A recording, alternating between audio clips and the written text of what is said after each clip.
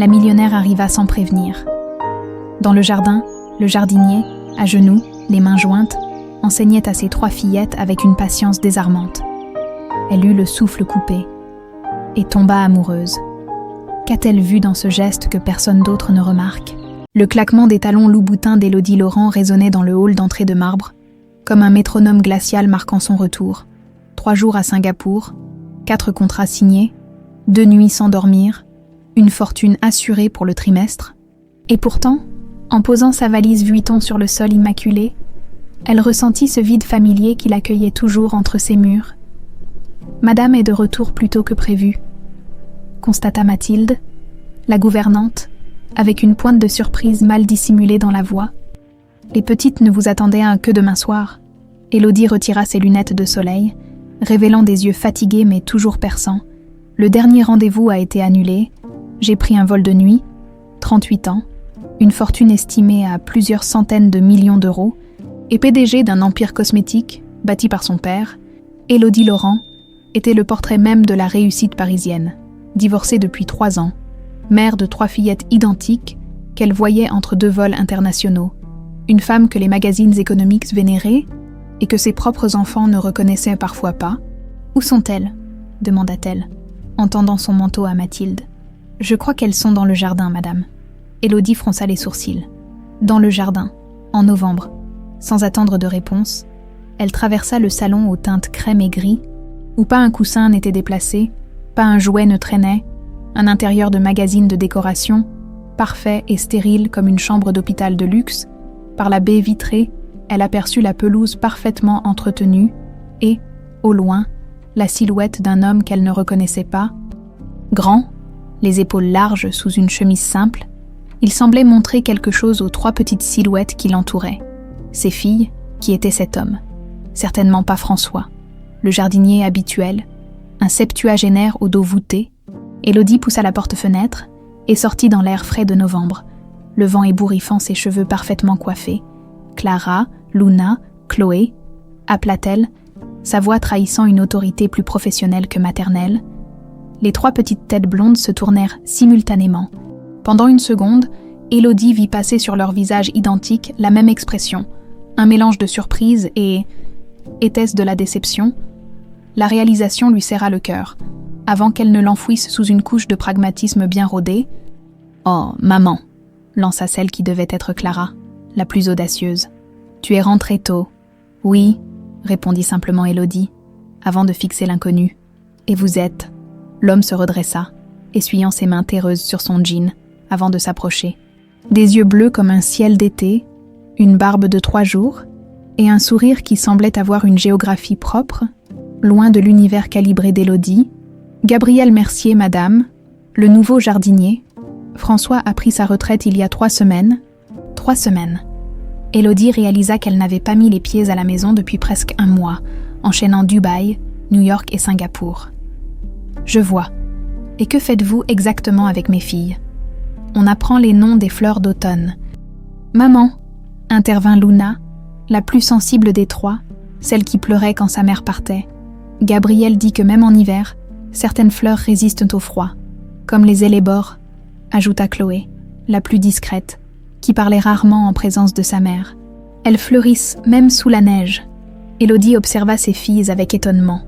Depuis quand s'intéressaient-elles à la botanique? Depuis quand parlaient-elles si librement? D'habitude, lors de ses retours, elle restait silencieuse, répondant par monosyllabes, parfois même refusant de descendre de leur chambre. « Les filles, rentrez. Il fait trop frais pour rester dehors sans manteau. »« Mais maman, » commença Clara. Maintenant, les 3 fillettes échangèrent un regard puis, dans un synchronisme parfait qui avait toujours quelque chose d'inquiétant, elles se tournèrent vers Gabriel. « À demain, Gabriel » demanda Clara, comme si la promesse de le revoir était plus importante que l'ordre de sa mère. « Si votre maman est d'accord », répondit-il doucement, sans défier l'autorité d'Élodie, mais sans non plus céder à l'intimidation qu'elle dégageait naturellement. Les fillettes s'éloignèrent, leurs petites têtes blondes penchées les unes vers les autres, chuchotant des secrets auxquels Élodie n'avait jamais eu accès. « Monsieur Mercier, » reprit-elle quand elles furent hors de portée, « je ne vous paie pas pour distraire mes filles. » « Non, Madame Laurent, Vous me payez pour entretenir vos jardins, ce que je fais. Mais quand 3 petites filles curieuses viennent me poser des questions, je considère que c'est mon devoir d'humain de leur répondre. » Son ton n'était pas insolent, simplement différent, comme s'il parlait depuis un autre univers, avec d'autres règles que celles du monde impitoyable où évoluait Élodie. Mes filles ont une gouvernante, des tuteurs et bientôt un psychologue. Vu leur comportement, elles n'ont pas besoin d'un. Elle s'interrompit, incapable de trouver un terme assez désobligeant qui ne la fasse pas paraître totalement snob. D'un simple jardinier, compléta Gabrielle avec un sourire étrangement dénué d'amertume. Vous seriez surprise de ce que peut enseigner un jardin, Madame Laurent. La patience, la résilience, le cycle de la vie, des choses qu'on n'apprend pas dans les bureaux de direction. Élodie sentit une chaleur inhabituelle lui monter aux joues. Était-ce de la colère ou de la honte? Avant qu'elle ne puisse répondre, un cri retentit depuis la maison, suivi d'un fracas. « Non, Luna, arrête !» C'était la voix de Clara. Élodie se précipita vers la maison. Gabrielle sur ses talons, dans le salon. Le spectacle était celui qu'elle redoutait. Un vase Ming brisé en 1000 morceaux, Luna debout au milieu des débris, les poings serrés et les yeux brillants de larmes. « Je te déteste, je déteste cette maison, je veux partir d'ici !» hurlait Luna, tandis que Clara tentait de la retenir et que Chloé, recroquevillée dans un coin, se bouchait les oreilles. Élodie resta figée, son cerveau de businesswoman incapable de gérer cette crise d'une enfant de 6 ans. C'était pour ça qu'elle avait embauché tant de personnel, pour ne jamais avoir à affronter ces moments où elle se sentait totalement inadéquate. Ce fut Gabrielle qui s'avança, s'agenouillant devant Luna, sans se soucier des éclats de porcelaine. « Luna, regarde-moi » dit-il doucement. « Respire avec moi. » Comme on a appris, 1, 2, 3. À la stupéfaction d'Élodie, Luna obéit, ses petits poings se desserrant progressivement, ses épaules s'affaissant. « Maintenant, dis-moi ce qui ne va pas, sans crier, avec des mots. »« Je voulais juste montrer à maman les graines qu'on a plantées. » murmura Luna, mais elle ne veut pas écouter. Elle ne nous écoute jamais. Élodie sentit le sol se dérober sous ses pieds. Était-ce vraiment ainsi que ses filles la voyaient, une mère sourde à leur petite voix? Elle s'avança, prête à protester, quand la porte d'entrée s'ouvrit, laissant apparaître la haute silhouette d'Henri Laurent, son père, les rides sévères, le regard acéré. Il embrassa la scène d'un coup d'œil, le vase brisé, sa fille désemparée, et cet inconnu agenouillé devant sa petite fille. « Qu'est-ce qui se passe ici ?» demanda-t-il d'une voix qui avait fait trembler des conseils d'administration entiers. Gabrielle se releva lentement, faisant face au patriarche sans aucune trace de peur. « Un petit accident, monsieur, rien de grave. Et qui êtes-vous pour en juger ?» répliqua Henri, avant de se tourner vers sa fille. « Élodie, qu'est-ce que cet homme fait dans notre salon ?» Mais avant qu'Élodie ne puisse répondre, ses yeux furent attirés par un mouvement à la périphérie de son champ de vision. Ses 3 filles, comme mues par un instinct, s'étaient rapprochées de Gabrielle, se positionnant imperceptiblement entre lui et leur grand-père. Comme pour le protéger, ce simple geste, plus que le vase brisé ou les larmes, fut pour Élodie comme un coup de poignard.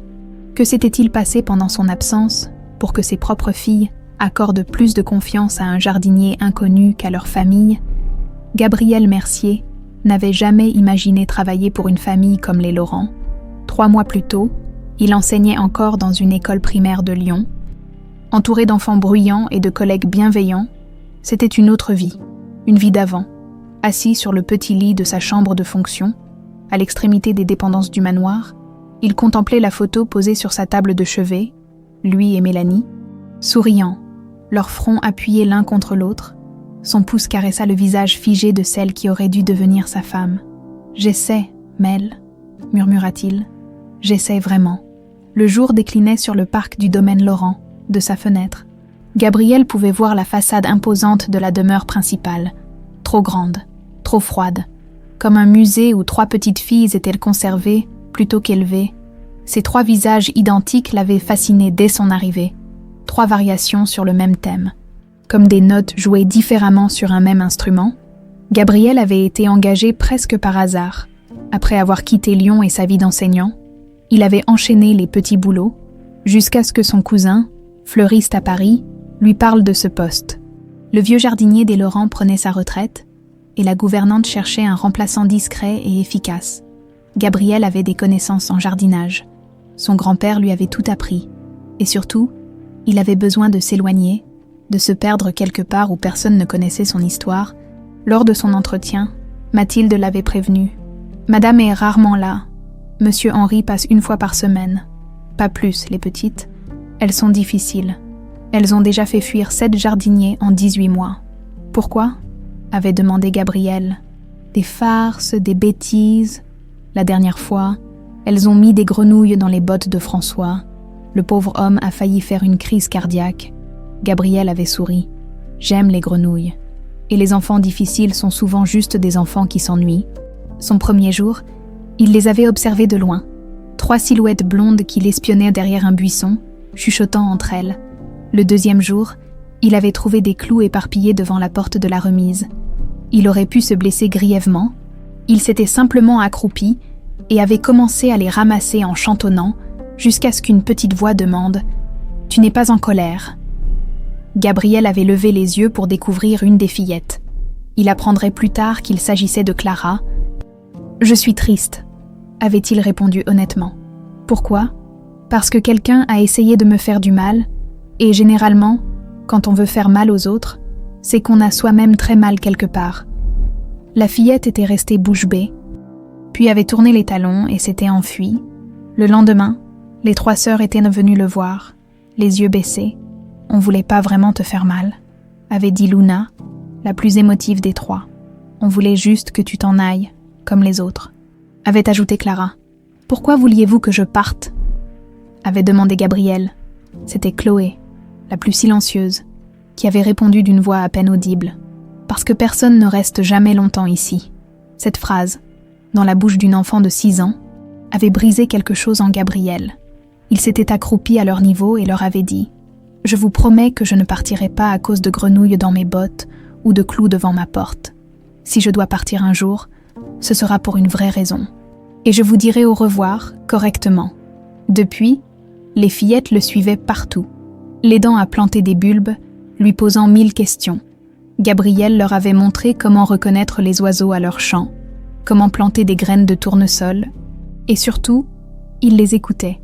Vraiment, il avait vite compris qu'elles étaient intelligentes, curieuses et terriblement seules. Un soir, il les avait trouvées en larmes près de la fontaine.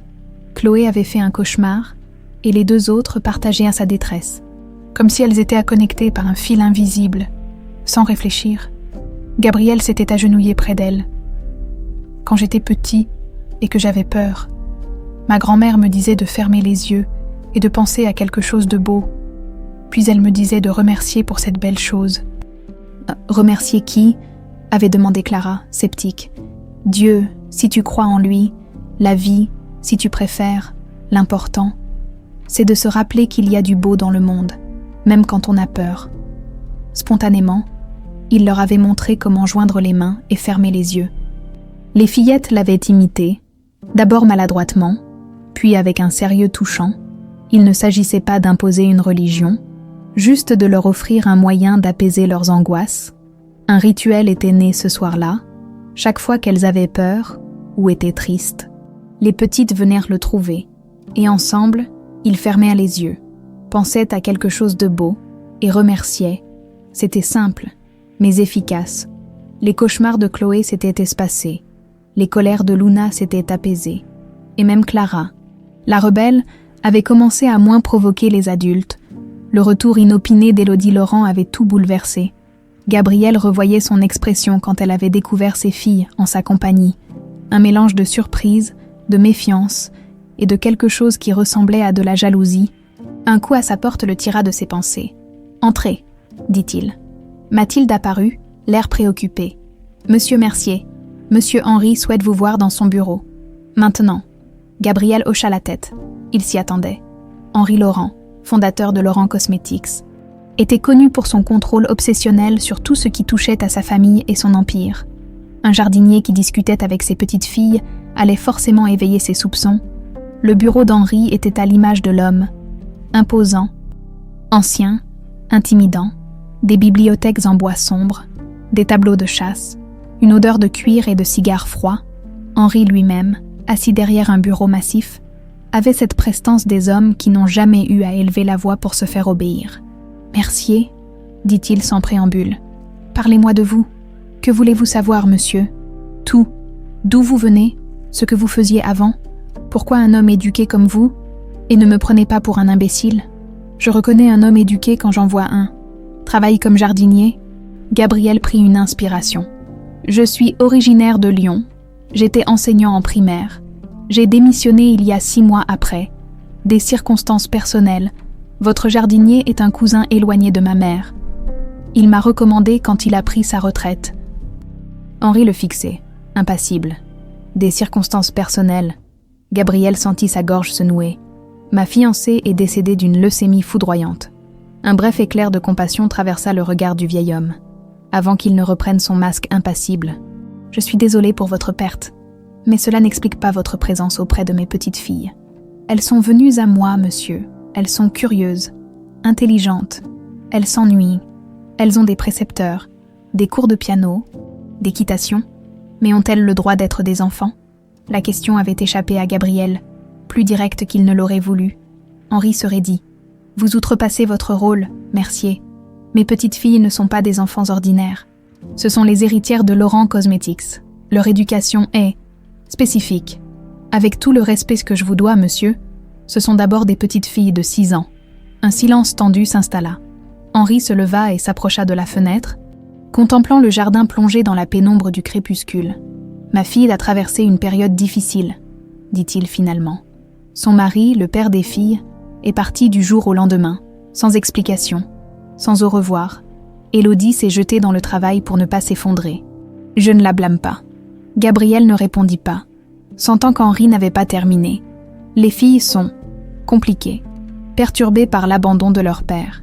Les psychologues parlent de stress post-traumatique, de troubles de l'attachement, des maux. Henri se retourna. Mais depuis quelques semaines, les rapports des précepteurs sont meilleurs.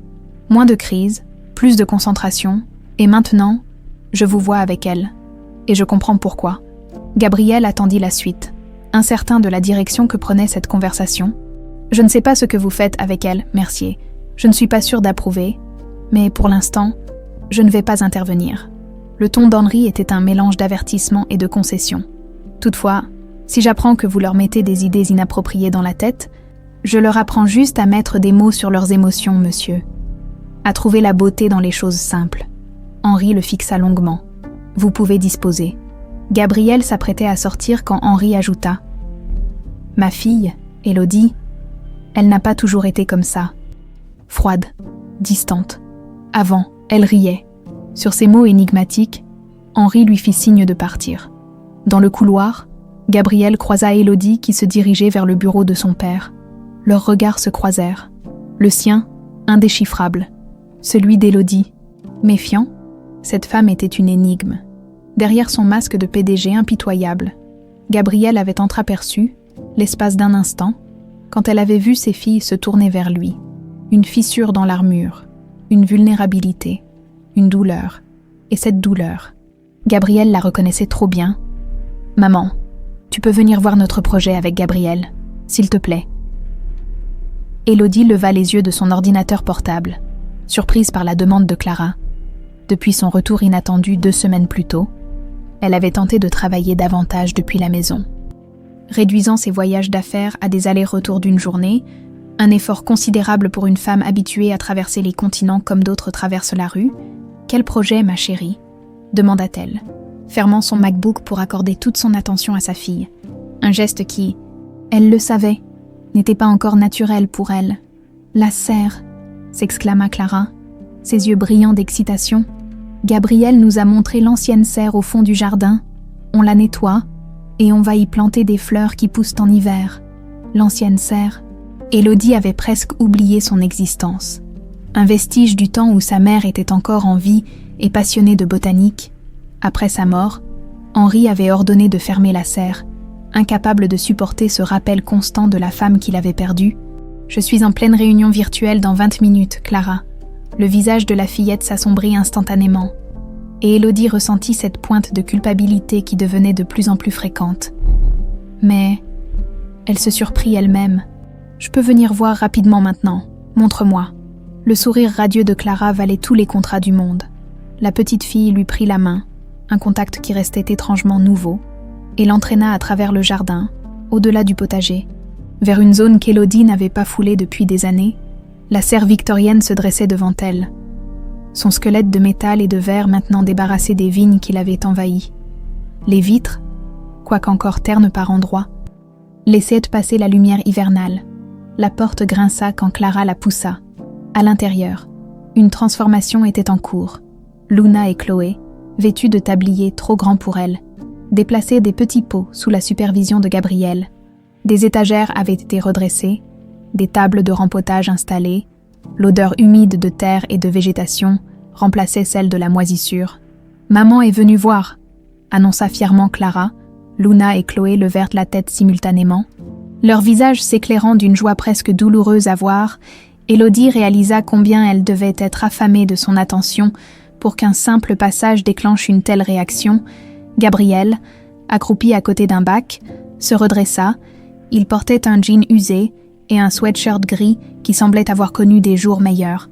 Pourtant, il dégageait une présence que même les costumes à 3 000 € des collaborateurs d'Élodie ne parvenaient pas à égaler. « Madame Laurent », la salua-t-il avec un sourire courtois. « Les filles voulaient vous faire une surprise, mais elles sont trop impatientes. »« On dirait.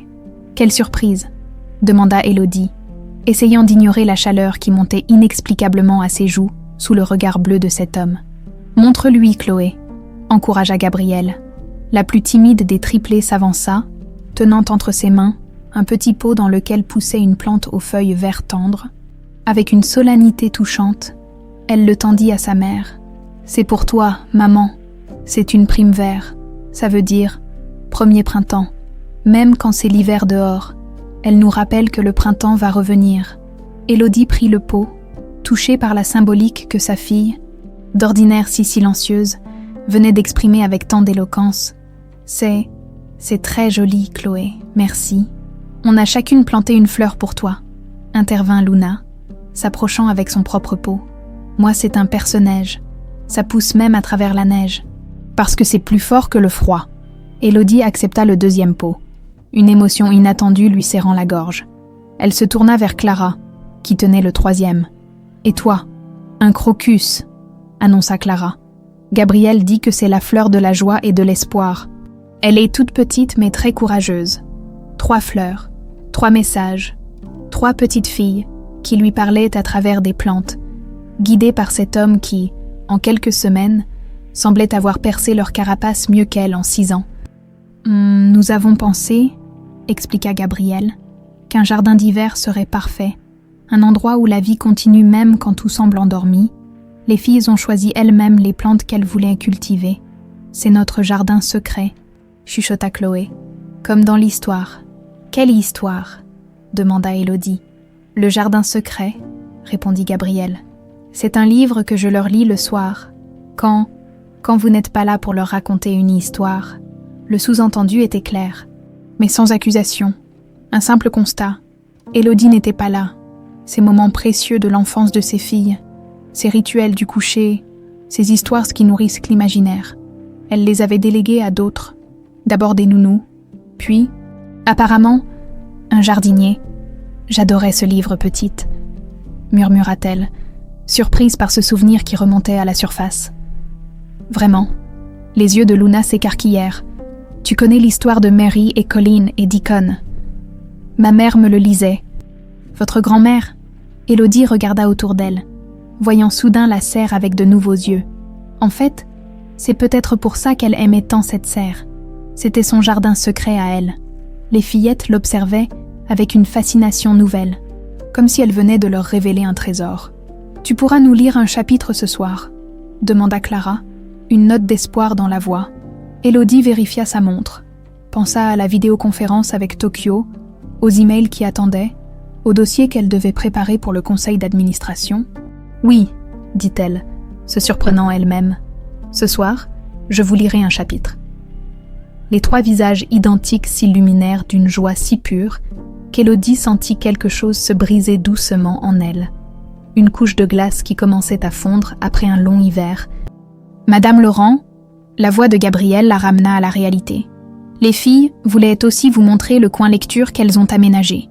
Il désigna un espace dans l'angle de la serre, où un vieux banc en fer forgé avait été restauré et garni de coussins colorés. À côté, une petite étagère en bois brut accueillait quelques livres pour enfants. « C'est pour lire quand il pleut », expliqua Chloé. « On entend la pluie sur le toit en verre, c'est joli. » Élodie s'approcha du banc et s'y assit. Ces 3 filles vinrent immédiatement se blottir contre elle, comme si elles avaient attendu ce moment toute leur vie. Peut-être était-ce le cas. « C'est vous qui avez restauré tout ça ?» demanda-t-elle à Gabrielle, qui observait la scène avec un sourire discret. « J'ai surtout supervisé. Ce sont les filles qui ont fait le gros du travail. Elles sont étonnantes quand on leur fait confiance. » Il y avait dans sa voix une douceur et une fermeté qui intriguaient Élodie. Pas l'ombre d'un jugement, juste une constatation. « Maman, tu restes encore un peu », supplia Luna, sa petite main s'accrochant au chemisier de soie d'Élodie. La vidéoconférence, Tokyo, le conseil d'administration, oui, dit-elle encore. Et le mot semblait de plus en plus facile à prononcer. Montrez-moi ce que vous avez planté d'autre. Pendant l'heure qui suivit, Élodie Laurent, PDG impitoyable, femme d'affaires redoutée dans 3 continents, écouta ses filles lui parler de bulbes, de terreaux et de petites bêtes qui vivaient dans la terre. Elle se laissa guider par leurs voix excitées, leurs mains parfois sales qui prenaient les siennes sans hésitation. Gabrielle restait en retrait, intervenant seulement quand les explications des fillettes devenaient trop confuses. Il l'observait, elle le sentait, mais sans l'évaluer, sans la juger. C'était un regard différent de ceux auxquels elle était habituée, ni admiratif, ni intimidé, ni calculateur, juste attentif. Quand son téléphone sonna, Tokyo, inévitablement, Élodie se leva à regret. « Je dois y aller, les filles, mais je reviendrai voir vos progrès, c'est promis. Et ce soir, l'histoire. »« Tu promets ?» insista Clara, toujours la plus méfiante des 3. « Je promets ?» En quittant la serre, Élodie jeta un dernier regard à ce tableau improbable, ces 3 filles et cet homme, penchés sur un bac de terre, riant ensemble d'une blague qu'elle n'avait pas entendue, une famille qui n'en était pas une, mais qui semblait plus authentique que tout ce qu'elle avait connu ces dernières années. Cette nuit-là, pour la première fois depuis que Paul les avait quittés, Élodie tint sa promesse. Assise sur le lit de Chloé, les 3 fillettes blotties autour d'elle, elle ouvrit « Le jardin secret » et commença à lire. Sa voix, d'abord hésitante, trouva son rythme, et bientôt, elle se surprit à donner des intonations différentes aux personnages, comme le faisait sa propre mère. Il y a si longtemps, quand les 3 petites têtes blondes s'endormirent enfin, Élodie resta là, immobile, à contempler leurs visages identiques, et pourtant si distincts, Luna, qui fronçait légèrement les sourcils même dans son sommeil, Clara, dont la petite main restait fermement agrippée à son poignet, Chloé qui souriait doucement à un rêve secret. « Qui êtes-vous » murmura Élodie, réalisant avec une douleur sourde qu'elle connaissait à peine ses propres enfants. « Et comment puis-je vous retrouver ? Tu dois signer ces papiers ? C'est urgent. » La voix de Paul résonnait dans la mémoire d'Élodie comme si c'était hier. Un dimanche matin ordinaire, les filles, à peine âgées de 3 ans, jouaient dans la pièce voisine. Elle, encore en pyjama, une tasse de café à la main, et lui, habillé pour sortir, une mallette posée sur la table. « Quel papier ?» avait-elle demandé, encore ensommeillée. « Des documents pour la nouvelle filiale à Singapour. Mon vol est dans 3 heures. » Elle avait signé sans lire. Comme souvent, Paul s'occupait de la partie juridique de l'entreprise. Elle gérait le développement et le marketing. Une équipe parfaite, un couple parfait. « Je t'aime », lui avait-elle dit machinalement en lui rendant les documents signés. Il avait hésité, juste une seconde, un imperceptible battement de cils, puis il avait embrassé son front, pas ses lèvres. « À bientôt ». C'était la dernière fois qu'elle l'avait vu. Les papiers qu'elle avait signés n'étaient pas pour une filiale à Singapour. C'étaient des documents qui lui cédaient sa part de l'entreprise, en échange d'une somme, confortable. Certes, mais dérisoire par rapport à la valeur réelle de ses actions. Le temps qu'elle comprenne, il était déjà dans un avion, pas pour Singapour, pour Buenos Aires, avec sa maîtresse de 28 ans, une avocate brésilienne qui travaillait dans leur bureau de Paris. Son téléphone vibra, la ramenant au présent. Un message d'Henry. « Élodie, n'oublie pas la réunion avec Takumi Corp. Cet après-midi, 15h, Élodie soupira. Son père ne lui faisait toujours pas confiance pour se souvenir de ses propres rendez-vous professionnels. Malgré ses 38 ans et son poste de PDG, à travers la fenêtre de son bureau, elle pouvait voir la serre au loin. Une silhouette masculine s'y affairait. Gabrielle, depuis 3 semaines, depuis sa promesse de lecture nocturne, Élodie s'était efforcée d'être plus présente pour ses filles. Elle lisait Le Jardin secret, chaque soir, découvrant avec elle les aventures de Mary Lennox. Elle déjeunait avec elle le week-end. Elle avait même assisté à leur récital de piano, s'émerveillant des progrès de Chloé, qui montrait un talent précoce. Mais cette nouvelle routine, si enrichissante soit-elle, se heurtait constamment à ses obligations professionnelles. Chaque moment avec les filles était volé à son agenda surchargé. Chaque histoire du soir signifiait des emails traités à l'aube. Henri ne comprenait pas ce changement et multipliait les remarques acides sur sa phase maternelle tardive. Un coup discret à la porte l'attira de ses réflexions. « Entrez !» C'était Mathilde, la gouvernante. L'air embarrassé. « Madame, je suis désolée de vous déranger. » Mais Clara refuse d'aller à son cours de violon. Elle dit qu'elle veut rester à la serre avec Monsieur Mercier. Élodie soupira. « J'y vais. » Dans la serre, l'atmosphère était paisible. Élodie s'arrêta sur le seuil, saisie par le tableau qui s'offrait à elle. Gabriel, assis sur le banc de lecture, Clara sur ses genoux, un grand livre ouvert devant eux, Luna et Chloé, assises par terre, l'écoutaient lire avec une attention absolue, et puis un jour, le petit prince aperçut un renard. « Viens jouer avec moi », lui proposa le petit prince. « Je suis tellement triste. »« Je ne puis pas jouer avec toi, » dit le renard. « Je ne suis pas apprivoisé. » La voix de Gabriel, douce et modulée, donnait vie aux mots de Saint-Exupéry. Élodie resta immobile, ne voulant pas briser cet instant de grâce. « Qu'est-ce que signifie apprivoiser ?» demanda le petit prince. « C'est une chose trop oubliée, » dit le renard. « Ça signifie créer des liens. Créer des liens. N'était-ce pas exactement ce qui se passait sous ses yeux? Cet homme, cet étranger venu de nulle part, créer des liens avec ses filles, des liens plus forts, plus authentiques que ceux qu'elle-même avait su tisser. Clara aperçut sa mère et sauta des genoux de Gabriel. « Maman, tu viens écouter l'histoire. » Gabriel se leva, visiblement gêné d'avoir été surpris dans ce moment d'intimité. « Madame Laurent, je suis désolée. Clara était contrariée et elle devrait être à son cours de violon, » coupa Élodie, plus sèchement qu'elle ne l'aurait voulu. Le visage de Clara se ferma instantanément. « Je déteste le violon. C'est nul et ça fait mal aux doigts. » « Clara, nous en avons déjà parlé. Le violon fait partie de ton éducation. Mais Gabriel nous lisait « Le Petit Prince », c'est important aussi. » Élodie se sentit prise au piège. D'un côté, les yeux suppliants de sa fille. De l'autre, les principes d'éducation inculqués par Henri.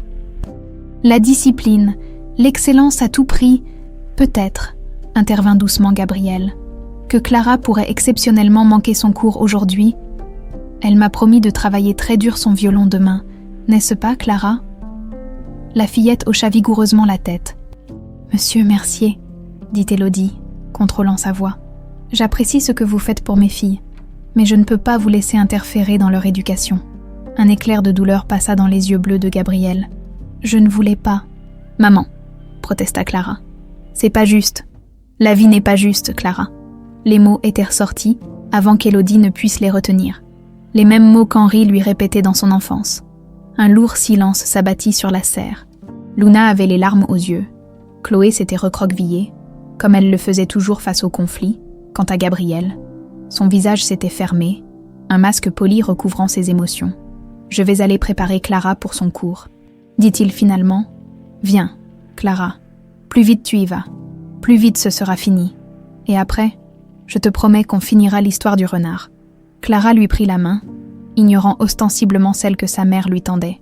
Ce rejet, simple mais cinglant, fit l'effet d'une gifle à Élodie. Une fois les fillettes sorties pour se préparer, Élodie et Gabriel se retrouvèrent seuls, dans la serre. Un silence inconfortable s'installa entre eux. « Je ne voulais pas vous manquer de respect », dit finalement Gabriel. « Non », Élodie croisa les bras. Pourtant, Vous prenez des libertés qui dépassent largement vos fonctions. Monsieur Mercier, vous n'êtes pas leur père. Justement, où est-il, leur père ? La question, directe et brutale, la frappa en plein cœur. Élodie sentit la colère monter en elle, pas contre Gabriel, mais contre Paul, contre elle-même, contre cette situation impossible. Leur père est parti, sans explication, sans au revoir. Voilà, vous êtes satisfait. Gabriel pâlit. Je suis désolée. Je n'aurais pas dû. Non, vous n'auriez pas dû. Élodie sentit sa voix trembler. Vous n'avez pas le droit de juger ma vie, mes choix. Vous ne savez rien de moi, de ce que j'ai traversé, de ce que je dois gérer chaque jour pour que mes filles aient un avenir assuré. Je ne vous juge pas, murmura Gabriel. Je vois juste 3 petites filles qui ont besoin de leur mère. Et vous pensez que je ne le sais pas. Élodie sentit les larmes lui monter aux yeux, mais les retint férocement. Vous croyez que je ne vois pas à quel point elles vous adorent, à quel point elles sont heureuses quand elles sont avec vous.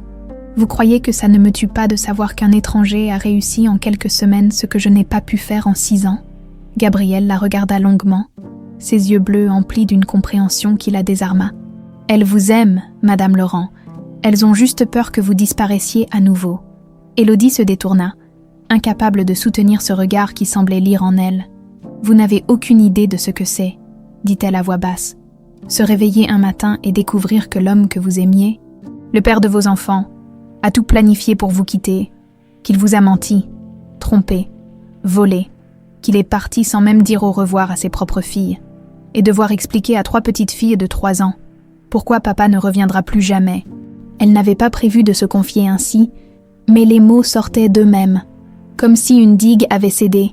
J'ai dû être forte, pour elle, pour l'entreprise. Je n'avais pas le luxe de m'effondrer. Gabriel s'approcha lentement d'elle, comme on s'approche d'un animal blessé. Je comprends, vous savez, dit-il doucement. Perdre quelqu'un qu'on aime, ce n'est pas pareil. Élodie secoua la tête. Votre fiancée est morte.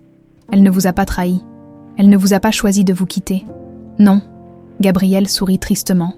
Elle n'a pas choisi, mais elle est partie quand même, et j'ai dû continuer à vivre.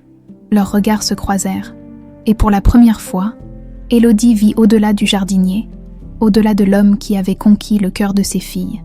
Elle vit quelqu'un qui connaissait la douleur, qui l'avait traversée et en portait encore les cicatrices. « Comment faites-vous » demanda-t-elle, la voix à peine audible. « Comment supportez-vous la perte ?»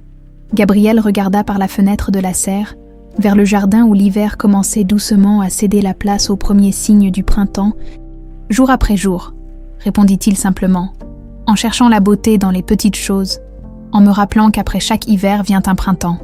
Il y avait dans sa voix une sérénité qui toucha Élodie plus qu'elle ne voulait l'admettre. « Les filles ont de la chance de vous avoir, » dit-elle finalement. « Elles ont surtout de la chance de vous avoir, vous. » Gabriel sourit. « Vous êtes là maintenant. C'est tout ce qui compte pour elles. » Avant qu'Élodie ne puisse répondre, des petits pas précipités annoncèrent le retour de Clara, habillée pour son cours de violon, son étui à la main. « Je suis prête, » annonça-t-elle à contre-cœur. « Et je suis fière de toi, » dit Élodie, s'accroupissant à son niveau. « Tu sais quoi ? Après ton cours, si tu veux, on pourrait tous revenir ici, et Gabriel pourrait finir de nous lire l'histoire du renard. À nous tous. » Les yeux de Clara s'écarquillèrent de surprise. « Vraiment, toi aussi tu veux écouter. Bien sûr, j'ai toujours adoré le petit prince. » Clara lui sauta au cou, un geste si rare, si précieux qu'Élodie ferma les yeux pour en savourer chaque seconde. Par-dessus l'épaule de sa fille, elle croisa le regard de Gabriel, un regard qui disait « Vous voyez, ce n'est pas si difficile. » Et pour la première fois depuis longtemps, Élodie Laurent se permit d'espérer, peut-être, juste peut-être, qu'elle aussi pourrait apprendre à créer des liens. Le printemps s'annonçait timidement. Dans la serre, désormais entièrement restaurée, les premières floraisons offraient un spectacle enchanteur. Des narcisses jaunes côtoyaient les primes verts multicolores, tandis que les crocus formaient des taches violettes et blanches entre les pierres du petit chemin que Gabriel avait aménagé. 2 mois s'étaient écoulés depuis la confrontation dans la serre. 2 mois de petits pas, de progrès fragiles, de moments volés au temps. 2 mois pendant lesquels Élodie avait redécouvert ses filles et appris à connaître cet homme énigmatique qui avait bouleversé leur quotidien. Ce samedi après-midi, Élodie avait fait l'impensable. Elle avait éteint son téléphone, vêtue d'un jean, vêtement qu'elle n'avait pas porté depuis des années, et d'un simple pull en cachemire. Elle aidait Luna à rempoter une plante, tandis que Clara et Chloé arrosèrent les semis avec Gabriel. « Comme ça, maman ?» demanda Luna, tassant délicatement la terre autour des racines. « Parfait !» la félicita Élodie. « Tu as des doigts de fée !» Luna rayonna sous le compliment, de toutes les triplées. C'était elle qui recherchait le plus constamment l'approbation. Chaque mot gentil d'Élodie semblait nourrir quelque chose en elle, comme l'eau nourrit une plante assoiffée. À l'autre bout de la serre, Gabriel montrait à Clara et Chloé comment vérifier l'humidité de la terre. Son approche était toujours la même. Patiente, respectueuse, valorisant chaque effort, il avait cette capacité rare de traiter les enfants avec sérieux, sans condescendance. « Vous formez une belle équipe », dit Élodie à sa fille, caressant doucement ses cheveux blonds. « Oui », acquiesça Luna, puis, après une hésitation, « Tu sais, maman, Gabriel dit que je serai peut-être botaniste quand je serai grande. Tu crois que c'est possible ?» Élodie fut surprise. Dans la famille Laurent, la voie était toute tracée. L'école de commerce, puis l'entreprise familiale. Henri n'avait jamais envisagé d'autre avenir pour elle, et elle-même n'avait jamais questionné ce parcours pour ses filles. « Tu aimerais ça ? Travailler avec les plantes ?» Luna hocha vigoureusement la tête. « J'aime quand elles poussent grâce à moi. C'est comme de la magie, mais en vrai. Alors oui, c'est possible, » répondit Élodie, surprise de sa propre réponse. « Tu peux devenir ce que tu veux. » Le sourire qui illumina le visage de sa fille valait toutes les négociations commerciales réussies du monde. « Gabriel, » appela soudain Clara. « On peut montrer à maman la surprise maintenant. » Gabriel échangea un regard complice avec les fillettes. « Si vous pensez que c'est prêt, assurèrent-elles en chœur. « Quelle surprise ?» demanda Élodie. Intriguée, « Ferme les yeux, maman, » ordonna Clara, prenant la main de sa mère. « C'est un secret. » Élodie obéit, se laissant guider à travers la serre, jusqu'à sentir l'air frais sur son visage. Ils étaient sortis. Elle entendait le bruissement des pas sur l'herbe, les gloussements excités de ses filles. « Maintenant, monte 3 marches !» indiqua Chloé. Élodie s'exécuta prudemment. « Tu peux ouvrir les yeux !» s'exclama Luna. Élodie ouvrit les yeux et resta sans voix. Il se trouvait sur une petite terrasse en bois qui n'existait pas auparavant. Construite contre le mur extérieur de la serre, une pergola légère la couvrait, prête à accueillir des plantes grimpantes.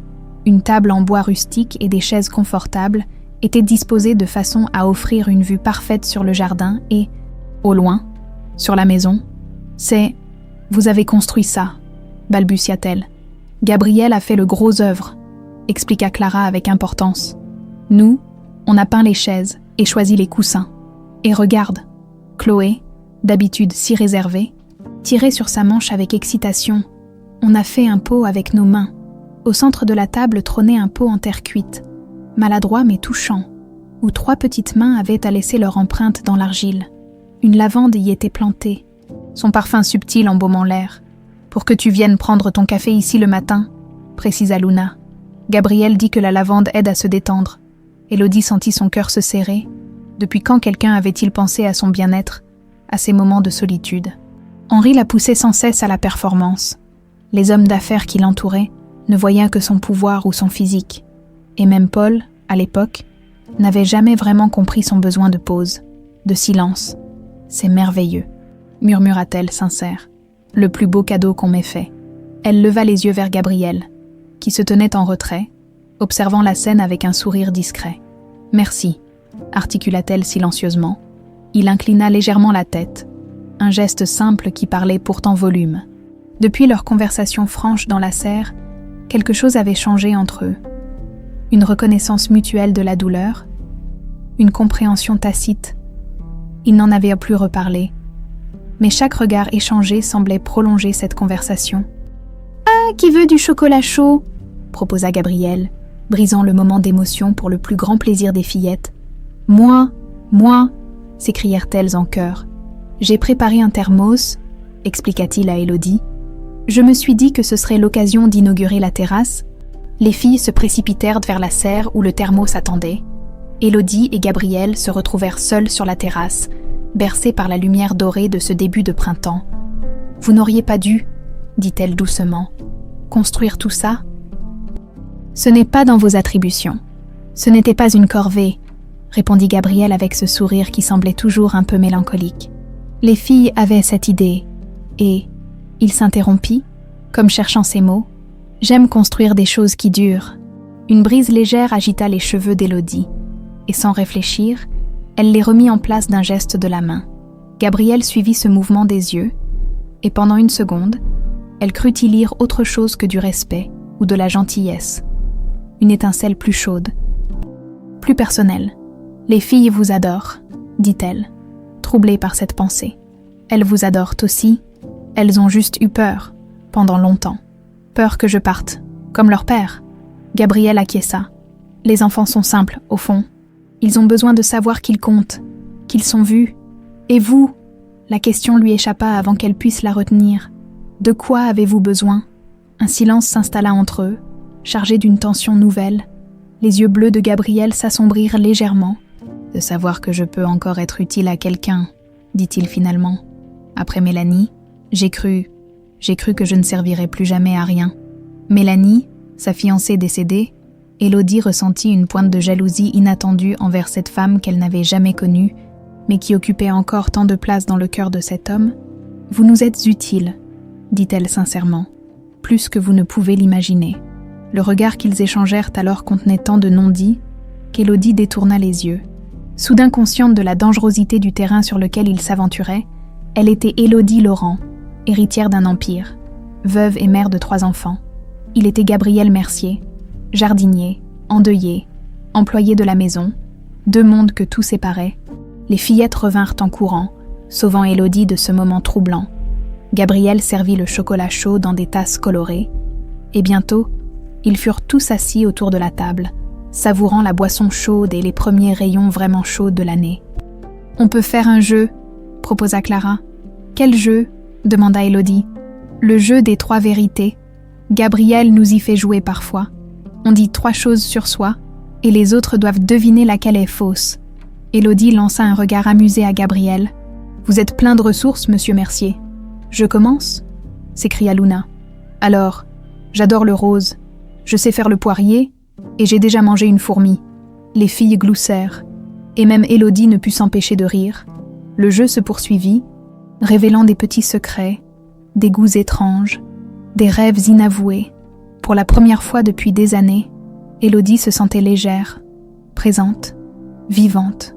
Quand vint son tour, elle hésita. « J'étais championne d'échecs à 12 ans, j'ai une peur bleue des araignées, et j'ai toujours rêvé d'écrire un livre pour enfants. » Les filles débattirent avec animation, tandis que Gabriel l'observait, un sourire aux lèvres. « Les échecs, » déclara finalement Clara. « C'est pas vrai que tu étais championne. »« Perdue, » répondit Élodie en riant. « J'ai vraiment été championne régionale. C'est le livre qui est faux. »« Mais tu pourrais en écrire un, » protesta Luna. « Tu lis super bien les histoires maintenant. Peut-être un jour, » concéda Élodie, touchée par la confiance de sa fille. Le tour de Gabriel arriva. Il réfléchit un instant, puis dit « J'ai fait le tour du monde en bateau. Je sais jouer de la trompette et j'ai un tatouage sur l'omoplate. » Les filles s'agitèrent, essayant de deviner. Élodie, quant à elle, ne pouvait s'empêcher d'imaginer ce tatouage, se demandant ce qu'il représentait, où exactement il se trouvait sur le corps de cet homme qu'elle commençait à voir différemment. « Le bateau » décréta Chloé. « C'est le bateau qui est faux. » Gabriel sourit. « Bien vu, Chloé, je n'ai jamais fait le tour du monde. Juste quelques voyages en Méditerranée. Montre-nous ton tatouage, » supplia Clara. « Une autre fois, » répondit-il avec un clin d'œil. Il fait encore un peu frais pour enlever sa chemise. Son regard croisa celui d'Élodie, et elle sentit une chaleur inattendue l'envahir. Elle but une gorgée de chocolat pour masquer son trouble. La sonnerie d'un téléphone brisa l'atmosphère. Pas le sien. Elle l'avait éteint, mais celui de Gabriel. Il consulta l'écran et fronça les sourcils. « Excusez-moi, » dit-il en se levant. « Je dois prendre cet appel. » Il s'éloigna, parlant à voix basse. Élodie l'observa, remarquant la tension soudaine dans ses épaules, la façon dont sa main libre s'était crispée. « Gabriel a l'air triste », remarqua Luna avec la perspicacité propre aux enfants. « Oui », murmura Élodie. « Il a l'air triste. » Quand il revint, son visage avait retrouvé son calme habituel.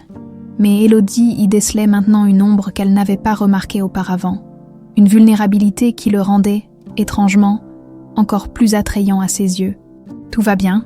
demanda-t-elle doucement. « Oui », répondit-il avec un sourire qui n'atteignait pas ses yeux. « Juste des souvenirs. » Leurs regards se croisèrent à nouveau, et cette fois, Élodie ne détourna pas les yeux. Dans ce jardin secret qu'ils avaient créé ensemble, quelque chose de nouveau prenait racine. Quelque chose d'aussi fragile et prometteur que les premières pousses du printemps. La limousine noire d'Henri Laurent traversa l'allée gravillonnée du domaine un vendredi après-midi d'avril. Contrairement à ses visites habituelles, toujours programmées, celle-ci était inattendue. Élodie l'aperçut depuis la fenêtre de son bureau et fronça les sourcils. Son père n'aimait pas l'imprévu. C'était l'un de leurs rares points communs. « Mathilde, pourquoi mon père est-il là ?» demanda-t-elle à la gouvernante qui venait de lui apporter du thé. « Je l'ignore, madame. Il n'a pas prévenu. » Élodie descendit accueillir son père dans le hall. À 68 ans, Henri Laurent restait imposant. Sa haute silhouette à peine voûtée par l'âge, son regard acéré analysant tout ce qui l'entourait. « Père !» le salua-t-elle avec un baiser formel sur la joue. « Quelle surprise !» Élodie. Henri lui tendit son manteau sans même la regarder, ses yeux parcourant le hall d'entrée. « La maison a changé. » Élodie suivit son regard. Effectivement, la demeure n'était plus l'espace immaculé et impersonnel d'autrefois. Des dessins d'enfants ornaient désormais les murs, des livres traînaient sur les tables basses, un vase de jonquilles fraîchement coupé, probablement par Gabrielle, égayait la console de l'entrée. Les filles se sentent plus à l'aise, se contenta-t-elle de répondre. Henri émit un grognement indéchiffrable. « J'ai besoin de te parler. » En privé. Dans le bureau d'Élodie, Henri refusa le siège qu'elle lui proposait, préférant rester debout. Comme toujours lorsqu'il avait quelque chose de désagréable à annoncer, « J'ai reçu des informations troublantes. » Commença-t-il sans préambule. « Concernant ton jardinier, le cœur d'Élodie manqua un battement. Gabrielle, quelles informations ?» Henri sortit une chemise de sa mallette et la posa sur le bureau. « Gabriel Mercier n'est pas qu'un simple jardinier. Élodie, et sa présence ici n'est pas un hasard. » Elle ouvrit la chemise, découvrant des documents, des photos, un rapport d'enquête privée. Son père avait fait surveiller Gabrielle. « Qu'est-ce que c'est que ça ?» demanda-t-elle, glaciale. « Tu as fait espionner mon employé. »« J'ai fait mon devoir de protection envers ma famille, » corrigea Henri sèchement. « Regarde la dernière page. » Élodie tourna les feuilles jusqu'à tomber sur une vieille photo en noir et blanc. Une jeune femme en uniforme de femme de chambre se tenait debout devant le manoir. « Une employée d'autrefois, Elisabeth Mercier, » annonça Henri. « La mère de ton jardinier. Elle a travaillé ici pendant 8 ans, jusqu'à ce que je la renvoie en 1992 pour vol. » Élodie releva brusquement la tête. « La mère de Gabrielle a travaillé ici. » « Exactement. Et ton précieux jardinier a soigneusement omis de mentionner ce détail. » Henri tapota la photo du doigt. Cette femme a été renvoyée sans référence, ce qui a détruit sa carrière. Elle a dû élever son fils seule, dans des conditions difficiles. Et maintenant, par un heureux hasard, ce fils se retrouve à travailler dans notre propriété, à se rapprocher de mes petites filles et de ma fille. Tu ne trouves pas ça suspect ? Élodie sentit un froid l'envahir. Les pièces du puzzle s'assemblaient dans son esprit, l'aisance de Gabrielle dans la demeure, sa connaissance des lieux, sa façon de parfois regarder certains objets avec une familiarité étrange. « Tu penses qu'il est venu pour se venger ?» Henri haussa les épaules. « Vengeance, chantage, manipulation. Je ne sais pas encore quel est son plan. Mais il en a un, c'est certain.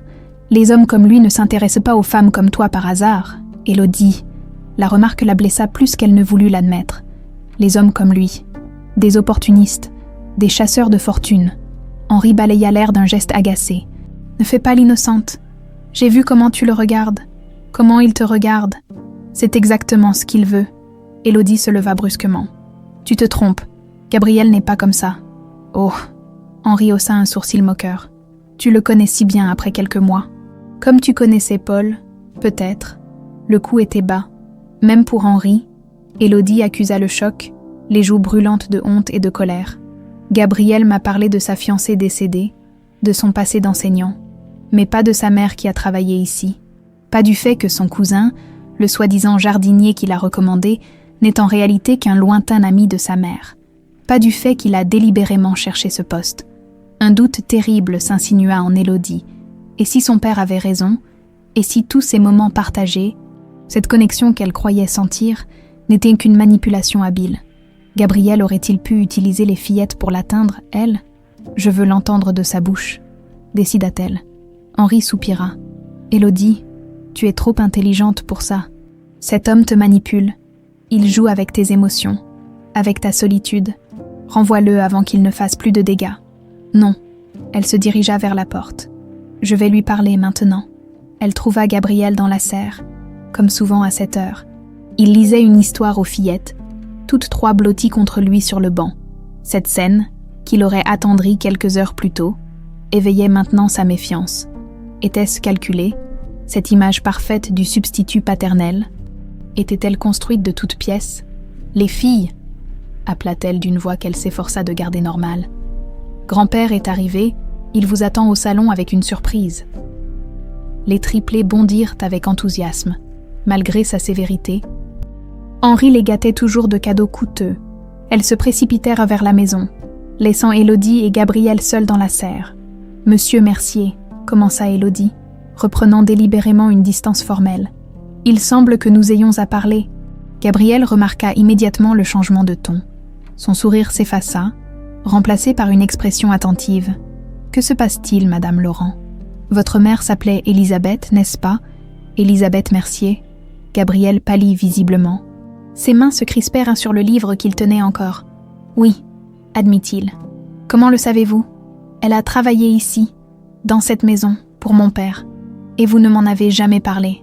Ce n'était pas une question, mais une accusation. » Gabriel posa lentement le livre sur le banc et se leva. « C'est vrai, dit-il doucement.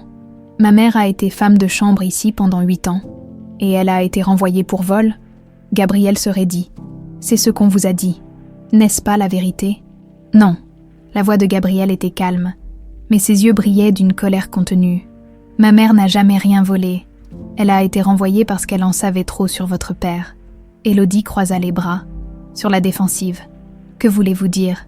Ma mère a surpris une conversation qu'elle n'aurait pas dû entendre, entre votre père et un homme d'affaires étranger, quelque chose à propos de tests de produits cosmétiques dans des pays où la réglementation était accommodante. » Élodie sentit un frisson la parcourir.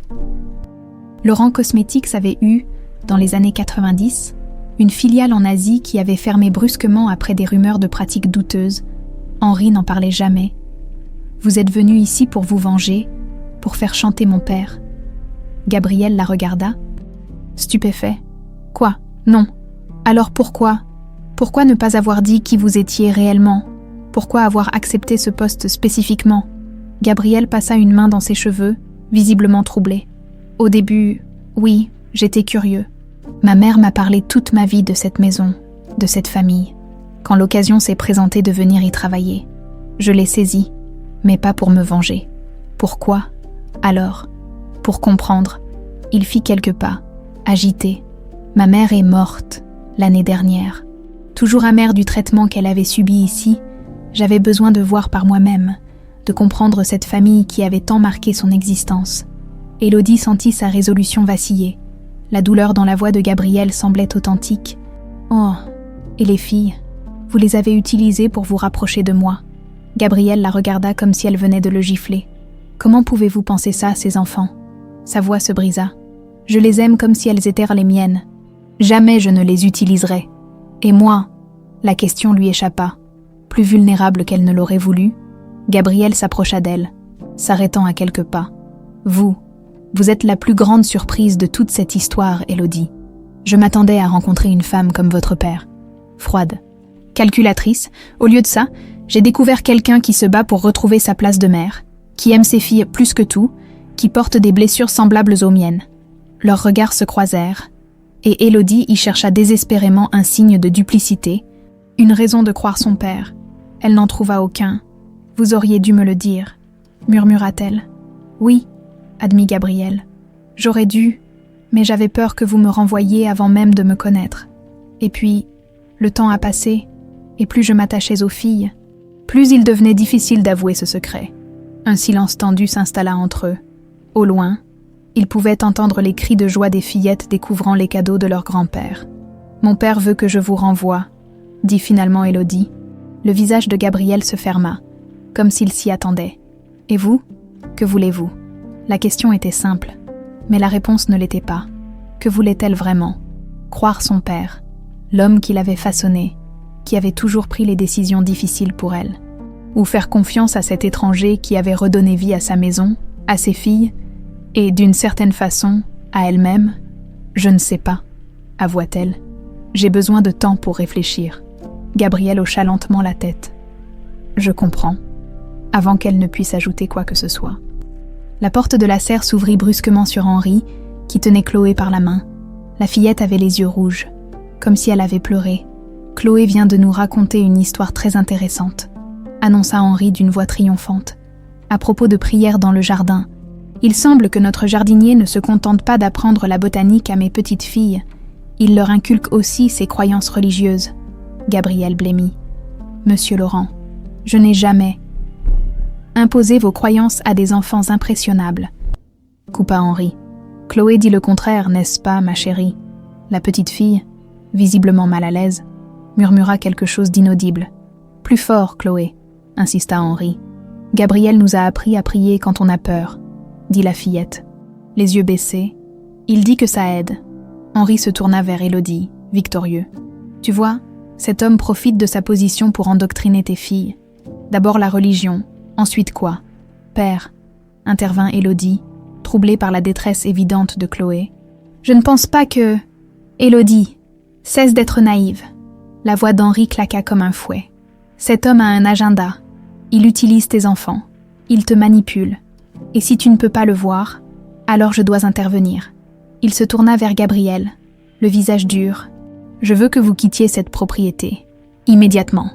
Gabriel resta parfaitement calme. Mais Élodie vit la douleur dans ses yeux. Ce n'est pas à vous de prendre cette décision, dit-il doucement. Vraiment. Henri eut un sourire glacial. Cette propriété m'appartient encore, jusqu'à preuve du contraire. Et je ne veux pas du fils d'une voleuse sous mon toit. Ma mère n'était pas une voleuse. Prouvez-le. Henri se rapprocha de lui, menaçant. Ou acceptez 100 000 € et disparaissez de nos vies? C'est généreux, non? Élodie retint son souffle. Horrifiée par la proposition de son père, Gabriel regarda Henri longuement, puis Élodie, et enfin Chloé, dont les yeux s'étaient remplis de larmes. « Je n'accepterai pas votre argent, monsieur Laurent, » dit-il finalement. « Mais je partirai, par respect pour votre fille et vos petites filles. Je ne veux pas être la cause d'un conflit familial. » Il se pencha vers Chloé et lui caressa doucement la joue. « Tout ira bien, petite fleur. Tu es forte. N'oublie jamais ça. » Puis, sans un regard pour Élodie, il quitta la serre, laissant derrière lui un silence lourd de non-dits et de regrets. Non, non et non. Je ne veux pas de nouveau jardinier. Je veux Gabriel. Le hurlement de Clara résonnait dans toute la maison. 3 jours après le départ de Gabriel, la situation était devenue intenable. Luna pleurait constamment. Chloé s'était murée dans un silence inquiétant, et Clara exprimait sa colère par des crises de plus en plus violentes. Élodie, épuisée, tentait de calmer sa fille, tandis qu'Henri observait la scène depuis le seuil du salon, les lèvres pincées en une expression désapprobatrice. « Clara, s'il te plaît, écoute-moi. » « Non. » La fillette envoya valser un vase qui se brisa contre le mur. « Tu l'as laissé partir.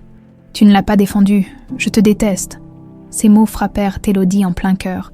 Malgré tous ses efforts des derniers mois, elle avait encore échoué. Elle avait laissé son père prendre le contrôle, comme toujours. Et maintenant, ses filles souffraient. « Ça suffit » intervint Henri. « Clara Laurent, tu vas dans ta chambre immédiatement. Vous n'avez pas d'ordre à me donner. » rétorqua Clara, ses yeux bleus lançant des éclairs. « Vous êtes méchant. » Gabriel avait raison. « Qu'est-ce qu'il t'a dit sur moi ?» demanda Henri, soudain alerte. « Que parfois, les gens font des choses méchantes parce qu'ils ont peur. Vous avez peur de quoi, vous ?» Henri pâlit légèrement. Cette perspicacité enfantine, cette question directe, semblait l'avoir déstabilisé. Il se tourna vers Élodie. « Mais tu vois ce qu'il a fait? Il a monté mes propres petites filles contre moi. » Mais Élodie n'écoutait plus. Une phrase de Clara résonnait dans son esprit. « Tu ne l'as pas défendue. » Elle ne l'avait pas défendue. Elle était restée là, paralysée entre son père et l'homme qui avait rendu le sourire à ses filles. Comme toujours, La peur avait gagné. « Père, je dois te parler, en privé, » dit-elle fermement, puis, se tournant vers Clara, « Ma chérie, va retrouver tes sœurs. Je vous rejoindrai bientôt, promis. » À sa grande surprise, Clara obéit, quittant la pièce avec un dernier regard accusateur. Dans le bureau d'Élodie, Henri refusa de nouveau de s'asseoir, arpentant la pièce comme un lion en cage. Ses enfants sont impossibles. Tout ce que cet homme a construit va s'effondrer. Il faut une discipline ferme. Élodie, un psychologue, peut-être même un pensionnat. Non, la voix d'Élodie était calme, mais ferme. Mes filles ne quitteront pas cette maison, et nous devons parler de la véritable raison pour laquelle tu as renvoyé la mère de Gabriel. Henri s'immobilisa. Je te l'ai dit, elle volait. Gabriel dit autre chose. Il parle de tests cosmétiques douteux en Asie. Des mensonges, répliqua Henri. Mais Élodie remarqua la légère tension dans sa mâchoire, signe qu'il mentait. La porte du bureau s'ouvrit doucement. Révélant Mathilde, la gouvernante, elle se tenait là, hésitante, une expression inhabituellement déterminée sur son visage âgé. « Pardonnez-moi, madame, monsieur, mais j'ai entendu votre conversation, et je pense qu'il est temps que certaines vérités soient dites. » Henri se retourna brusquement. « Mathilde, ce ne sont pas vos affaires, sortez. »« Non, monsieur Laurent. » La vieille femme se redressa. « J'ai servi cette famille pendant plus de 40 ans. J'étais là quand Elisabeth Mercier travaillait ici. Je sais ce qui s'est réellement passé. » Élodie sentit son cœur s'accélérer. « Mathilde, s'il vous plaît, dites-moi la vérité. » La gouvernante entra, fermant la porte derrière elle. Elisabeth était une bonne personne, travailleuse, honnête. Elle et moi étions amies. Un soir, elle faisait le ménage dans ce bureau même. Quand elle a entendu M. Laurent discuter avec un homme d'affaires coréen, ils parlèrent de tests de produits sur des... Mathilde déglutit difficilement. Sur des orphelins, dans un pays où les contrôles étaient inexistants. « C'est ridicule !» s'exclama Henri, mais son visage avait perdu de sa superbe. Elisabeth était horrifiée, poursuivit Mathilde, imperturbable. Elle m'a tout raconté. Le lendemain, elle a confronté M. Laurent. 3 jours plus tard, elle était accusée de vol et renvoyée sans référence. Je savais qu'elle était innocente, mais j'étais trop lâche pour la défendre. J'avais trop besoin de ce travail. Un silence de plomb tomba dans la pièce. Élodie regardait son père, cherchant une dénégation, un démenti, n'importe quoi qui puisse contredire cette version horrible des faits. « C'était d'autres temps », dit finalement Henri, la voix étrangement rauque. « L'industrie cosmétique fonctionnait différemment. Nous n'avions pas les mêmes normes éthiques. » Cet aveu implicite frappa Élodie comme un coup physique. « Tu as testé des produits sur des enfants ?»« Non, man, c'était légal là-bas », se défendit Henri. « Nous développions des traitements innovants. Des sacrifices étaient nécessaires. »« Des sacrifices », répéta Élodie, incrédule. « Des orphelins, pères, des enfants sans défense. » Henri s'effondra soudain dans un fauteuil, comme si le poids des années et des secrets l'écrasait enfin. « Ta mère ne l'a jamais su, » murmura-t-il. « Elle m'aurait quitté. Elle était comme toi, trop idéaliste, trop sensible. La filiale a été fermée peu après. J'ai fait des dons anonymes à des orphelinats pendant des années. J'ai essayé de réparer. » Élodie se sentit nauséeuse. L'empire cosmétique dont elle était si fière, qu'elle dirigeait maintenant, avait été bâti en partie sur la souffrance d'enfants innocents. Et Gabriel, son instinct avait été juste. Sa mère avait été injustement accusée, sa réputation détruite pour protéger un secret honteux. « Est-ce que Gabriel sait tout ça ?» demanda-t-elle à Mathilde. « Je ne pense pas », répondit la gouvernante. Elisabeth ne lui a probablement raconté qu'une version édulcorée. Elle était protectrice envers son fils. Élodie prit une profonde inspiration. « Où est-il maintenant, Gabriel ?»« Parti ce matin pour Lyon », répondit Mathilde. « Il a dit au revoir aux filles hier soir. Pendant que vous étiez à votre dîner d'affaires, elles étaient dévastées. Lyon, la ville où il enseignait avant, où sa fiancée était décédée, il était retourné là-bas, vers ses propres fantômes. Élodie, commença Henri, sa voix soudain vieille et fatiguée. Ce qui s'est passé il y a 30 ans est regrettable, mais ça n'a rien à voir avec aujourd'hui.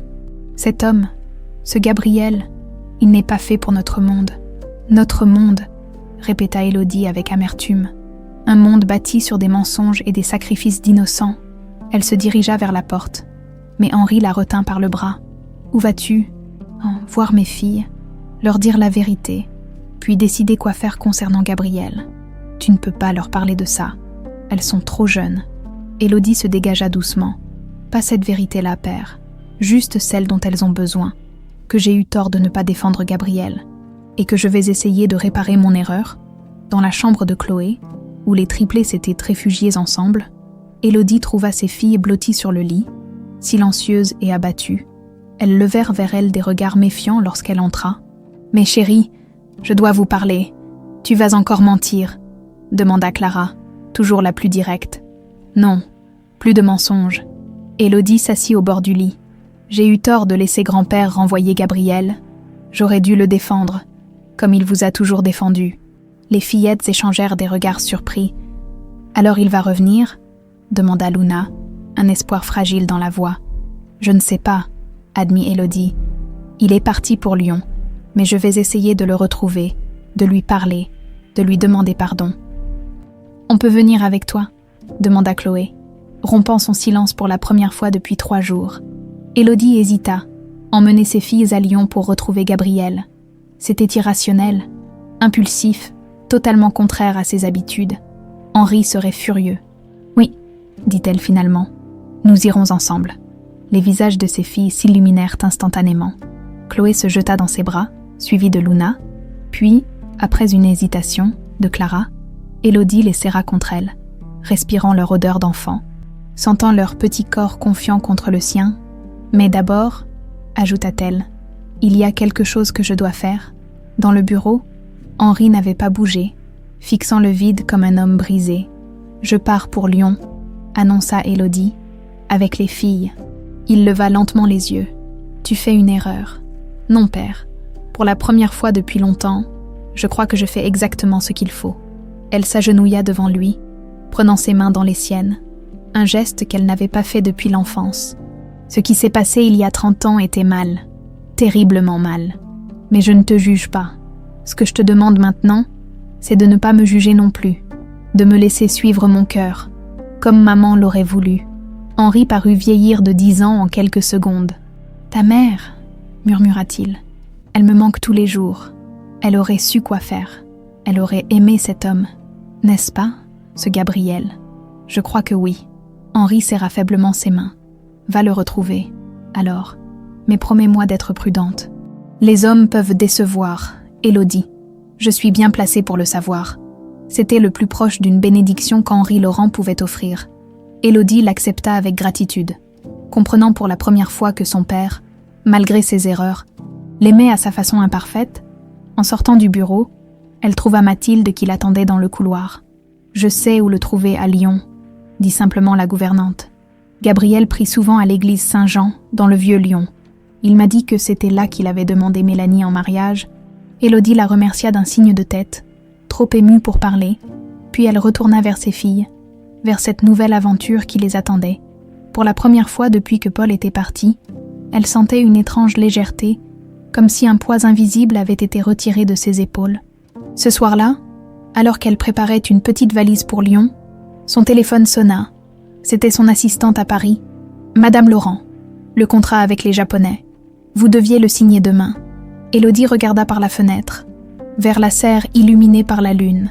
Un espace de vie, d'espoir, créé par un homme qui avait vu au-delà des apparences. « Repoussez la signature, » dit-elle fermement. « J'ai quelque chose de plus important à faire. » Le train filait à travers les paysages printaniers de la France. Assise près de la fenêtre, Élodie observait ses 3 filles endormies sur les sièges en face d'elle, leurs têtes blondes appuyées les unes contre les autres. La décision de prendre le train plutôt que la voiture avec chauffeur avait été un caprice des fillettes. Elles n'avaient jamais voyagé en train auparavant. Une expérience banale que leur statut privilégié leur avait paradoxalement refusée. Henri avait insisté pour les accompagner, mais Élodie avait tenu bon. C'était leur voyage, leur quête, et peut-être aussi sa rédemption. « Maman, on arrive quand ?» demanda Clara, se réveillant en s'étirant comme un petit chat. « Dans 1 heure environ », répondit Élodie en caressant ses cheveux. « Tu as bien dormi ?» Clara hocha la tête. « J'ai rêvé qu'on retrouvait Gabriel dans un grand jardin plein de fleurs, et qu'il était content de nous voir. J'espère que ce n'est pas qu'un rêve, » murmura Élodie. Le doute s'était insinué en elle pendant la nuit, Et si Gabriel ne voulait pas les voir, s'il refusait de leur parler, pire encore, s'il avait déjà quitté Lyon, elle n'avait aucun moyen de le contacter directement. Tout reposait sur l'information de Mathilde concernant l'église Saint-Jean. Son téléphone vibra, un message de son assistante à Paris. « Urgent. Les Japonais menacent d'annuler si vous ne signez pas aujourd'hui. Que dois-je leur dire ?» Élodie éteignit son téléphone sans répondre. Pour la première fois de sa vie professionnelle, elle mettait son cœur avant les affaires. C'était terrifiant et libérateur à la fois. Lyon les accueillit sous un soleil timide. La ville, avec ses façades ocre et ses traboules mystérieuses, semblait sortir d'un autre temps.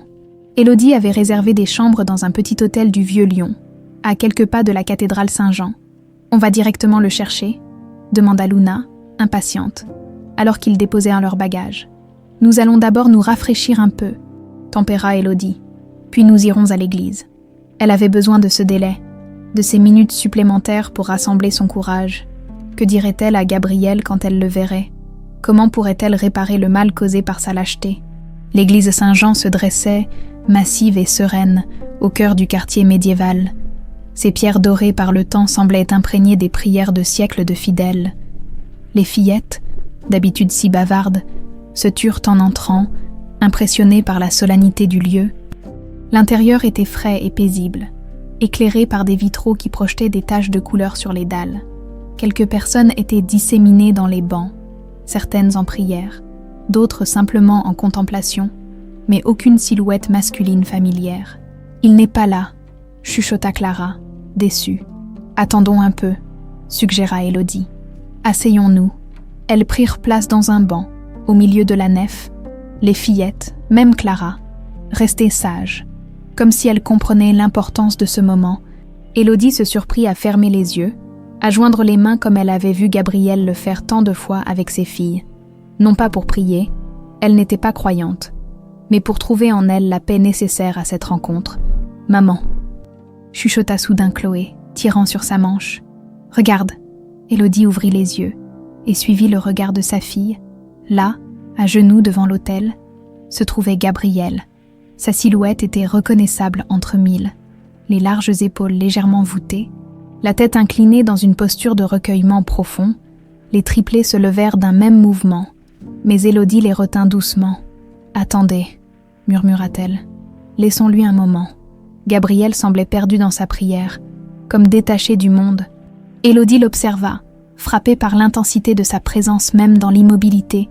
Que demandait-il dans cette prière silencieuse? Quelle force cherchait-il? Finalement, il se signa et se releva. Quand il se retourna, son regard tomba immédiatement sur elle, comme attiré par une force invisible. L'étonnement, puis une douleur évidente traversèrent son visage. Il resta figé, à mi-chemin entre l'autel et la sortie. Ce fut Clara qui brisa l'immobilité. Elle s'échappa de la main de sa mère et courut vers lui. Suivie de près par ses sœurs, Gabriel s'agenouilla pour les accueillir, et elles se jetèrent dans ses bras, 3 petites fusées blondes qui percutèrent son cœur.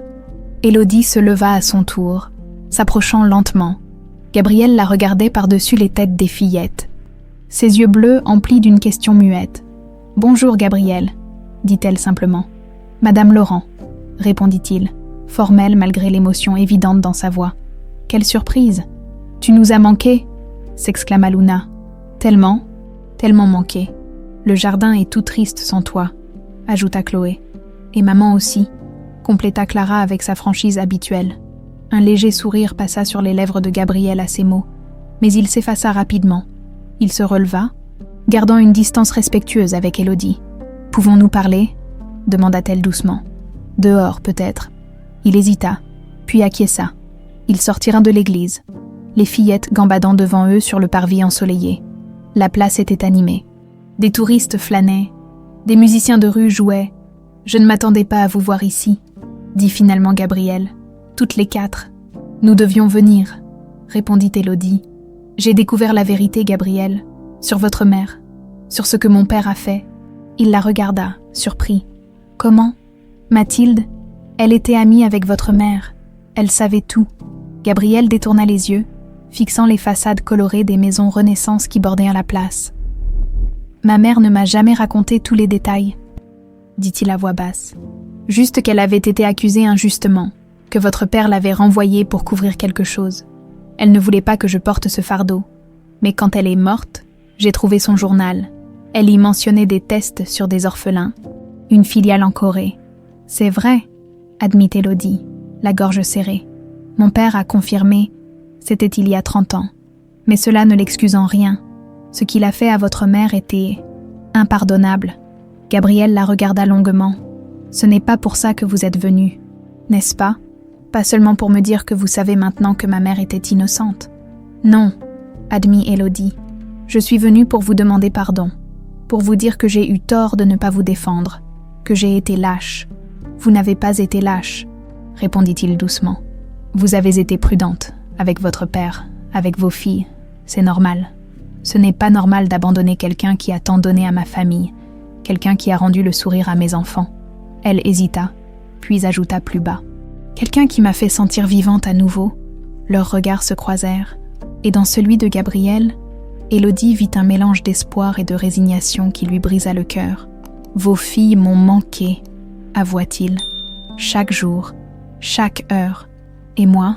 demanda-t-elle, osant enfin la question qui lui brûlait les lèvres. Gabriel sourit tristement. « Vous savez bien que oui. » Un silence chargé d'émotions s'installa entre eux, rompu uniquement par les rires des fillettes qui jouaient à chat autour d'une fontaine. « Revenez avec nous, dit soudain Élodie. Les filles ont besoin de vous. La serre dépérit sans vos soins. Et vous ? Demanda Gabriel, reprenant sa propre question. Élodie prit une profonde inspiration. Moi aussi, j'ai besoin de vous, plus que je ne l'aurais imaginé possible. Gabriel passa une main dans ses cheveux, geste qu'elle avait appris à reconnaître comme un signe de trouble profond. Ce n'est pas si simple, Élodie. C'était la première fois qu'il utilisait son prénom, et l'entendre dans sa bouche lui donna des frissons. Votre monde et le mien sont tellement différents. Votre père ne changera pas d'avis sur moi. Et vous méritez mieux qu'un simple jardinier avec un passé compliqué. Ne dites pas ça, protesta-t-elle. Ne vous dévalorisez pas. Vous êtes l'homme le plus authentique, le plus intègre que j'ai jamais rencontré. Et vous êtes la femme la plus courageuse et déterminée que je connaisse, répliqua-t-il avec un sourire tendre. Mais parfois, le courage et la détermination ne suffisent pas. Il y a le monde réel, avec ses jugements, ses conventions. Je me fiche des conventions, s'exclama Élodie avec une véhémence qui la surprit elle-même. J'ai passé ma vie à vivre selon les attentes des autres, à être la fille parfaite, la PDG parfaite. Et qu'est-ce que ça m'a apporté? Une grande maison vide, des enfants qui ne me connaissaient pas, un cœur qui avait oublié comment aimer. Gabriel la regardait, stupéfait par cette soudaine explosion d'émotions. Je ne veux plus de cette vie-là, poursuivit Élodie, plus doucement. Je veux une vie où mes filles rient, où il y a des fleurs dans la maison et de la boue sur le sol, une vie où quelqu'un me regarde comme vous le faites, comme si j'étais plus qu'un nom sur une carte de visite. Élodie, elle s'approcha de lui, posant une main timide sur son bras. Je ne vous demande pas une réponse immédiate. Je comprends que vous ayez besoin de réfléchir. Nous resterons à Lyon quelques jours. L'hôtel Saint-Paul, près d'ici. Gabriel baissa les yeux sur sa main, puis les releva vers son visage. Dans son regard, Élodie vit un tourment qui la bouleversa. « J'ai besoin de temps, » dit-il finalement, « pour être sûr que c'est la bonne décision. Pour vous, pour les filles, pour moi aussi. Je comprends, » murmura-t-elle, retirant sa main à regret. Les fillettes revinrent vers eux, essoufflées et souriantes. « Gabriel, tu viens manger des glaces avec nous ?» demanda Clara, se pendant à son bras. « Maman a dit qu'on pouvait ?» Il hésita, regardant Élodie qui acquiesça silencieusement. « D'accord, » céda-t-il. « Une glace. Et puis, je dois vous laisser, j'ai des choses à faire. » Les triplés l'entraînèrent vers un glacier, babillant joyeusement, comme si ces derniers jours de séparation n'avaient été qu'un mauvais rêve. Élodie les suivit, le cœur lourd et léger à la fois. Elle avait dit ce qu'elle devait dire. Maintenant, il ne restait plus qu'à attendre et à espérer. Cette nuit-là, après avoir couché les filles épuisées par leur journée d'émotion, Élodie se tint à la fenêtre de sa chambre d'hôtel, contemplant les toits de Lyon baignés par la lune. Quelque part dans cette ville, Gabriel réfléchissait à sa proposition, pesant le pour et le contre, écoutant peut-être son cœur plutôt que sa raison. « Reviens-nous », murmura-t-elle aux étoiles. « Reviens-moi ». Son téléphone, qu'elle avait rallumé par nécessité, Vibra sur la table de nuit, un message d'Henri. Le contrat japonais est perdu, 20 millions d'euros envolés. J'espère que ça en valait la peine. Pour la première fois de sa vie, Élodie ne ressentit aucune culpabilité, aucune angoisse face à un échec professionnel. Seule comptait cette question, suspendue entre ciel et terre. Gabriel reviendrait-il? Ou leur cœur, à peine guéri, se briserait-il à nouveau? 2 jours s'étaient écoulés sans nouvelles de Gabriel.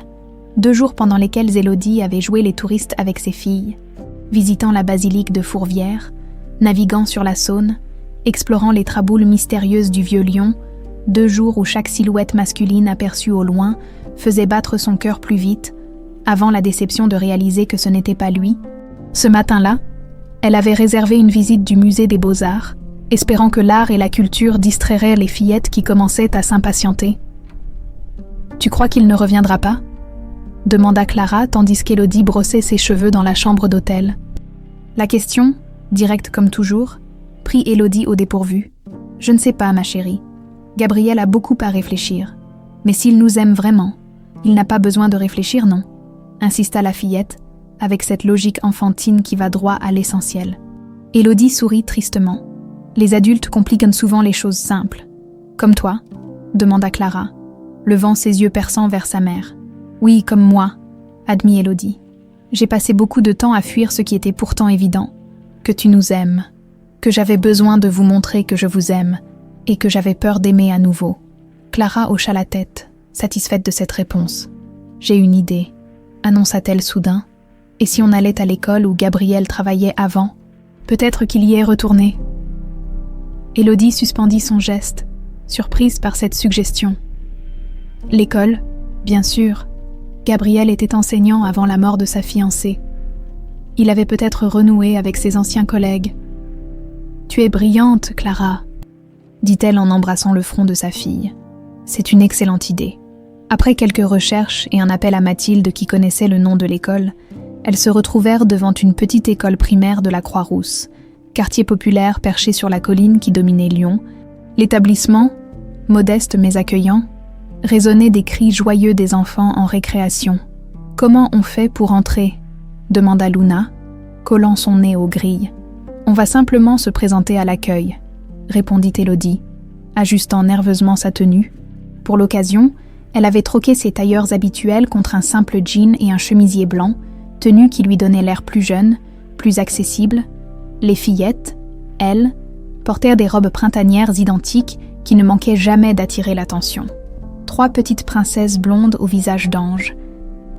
La directrice, Madame Moreau, une femme d'une 50aine d'années, à l'allure bienveillante, les reçut dans son bureau avec curiosité.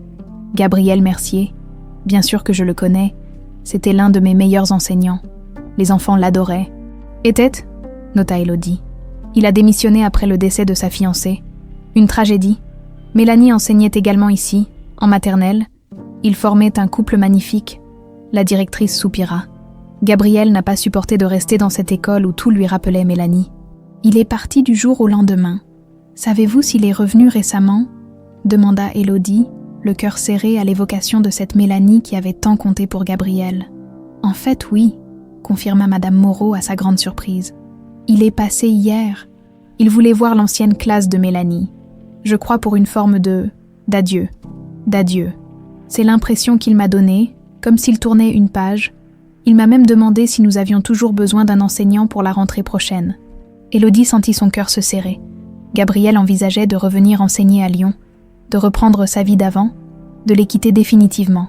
A-t-il dit où il logeait ? demanda-t-elle, essayant de masquer son trouble. Non, mais... La directrice hésita.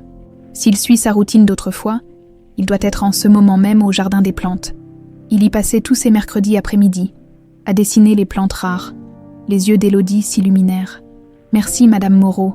Vous nous avez été d'une grande aide. » Le jardin des plantes, situé au pied de la colline de la Croix-Rousse, était un havre de paix en pleine ville. Des parterres géométriques, des serres anciennes, des bassins où nageaient paresseusement des carpes colorées. Les fillettes, enchantées par ce nouvel espace vert, courèrent d'une plante à l'autre, pointant du doigt celle qu'elles reconnaissaient grâce aux leçons de Gabriel. « Maman, regarde, des hellebores, comme celles qu'on a plantées dans notre jardin secret, s'exclama Chloé. Et là, des crocus, renchérit Luna. Élodie les suivait plus lentement, scrutant les allées à la recherche d'une silhouette familière. Le jardin était peu fréquenté en ce milieu de semaine, surtout dans la section des plantes médicinales où il se trouvait maintenant. Gabriel. Le cri de Clara résonna soudain, faisant sursauter Élodie, et il était là, assis sur un banc à l'ombre d'un tilleul, un carnet de croquis sur les genoux. Il leva la tête à l'appel de Clara, et son visage exprima une succession rapide d'émotions. Surprise, joie, inquiétude. Les triplés se précipitèrent vers lui. L'entourant de leurs petits bras comme pour l'empêcher de fuir à nouveau, Gabriel les accueillit avec un sourire qui n'atteignait pas tout à fait ses yeux. « Comment m'avez-vous trouvé ?» demanda-t-il quand Élodie s'approcha. « Nous sommes allés à ton école », expliqua Clara fièrement. « C'était mon idée. » Gabriel jeta un regard surpris à Élodie, qui haussa les épaules avec un sourire gêné. « Les enfants ont souvent les meilleures idées, » dit-elle doucement. Les fillettes, percevant le besoin des adultes de parler en privé, s'éloignèrent pour observer de plus près un bassin où flottaient des nénuphars. « Tu es retourné dans ton ancienne école », commença Élodie. « Oui. » Gabriel ferma son carnet de croquis. « J'avais besoin de revoir certaines choses, de faire mes adieux, d'une certaine façon. Adieu à Mélanie. » Gabriel la regarda longuement avant de répondre. « En partie, mais surtout adieu à la culpabilité, à cette idée que je n'avais pas le droit d'être heureux à nouveau. » Ces mots firent naître un espoir dans le cœur d'Élodie, mais elle n'osa pas encore s'y abandonner. « Madame Moreau a dit que tu avais demandé s'il cherchait un enseignant pour la rentrée. » « C'est vrai. » Gabriel détourna le regard. « J'ai besoin d'options, Élodie, de savoir que j'ai le choix. »« Et quel choix ferais-tu, si tout était possible ?» demanda-t-elle, retenant son souffle. Gabriel resta silencieux un moment, observant les fillettes qui s'émerveillaient devant les poissons. « Si tout était possible, » murmura-t-il enfin, « je choisirais de continuer ce que nous avons commencé. Le jardin secret, les histoires du soir, les matins tranquilles sur la terrasse. Alors choisis-le, dit Élodie simplement. Reviens avec nous. Ce n'est pas si simple, et tu le sais. » Gabriel se leva, mettant instinctivement un peu de distance entre eux. « Ton père me déteste. La différence de nos milieux sociaux est... Tu parles comme un personnage de roman du 19e siècle. » L'interrompit Élodie avec un petit rire. « Les milieux sociaux, Gabriel, nous sommes en 2025. Je me fiche de ce que pense mon père, ou la société, ou n'importe qui d'autre. » Vraiment, il la dévisagea, sceptique. « Tu es prête à affronter les regards, les commentaires, les articles dans la presse People sur la milliardaire et le jardinier ?» Oui, la réponse d'Élodie fusa. Catégorique.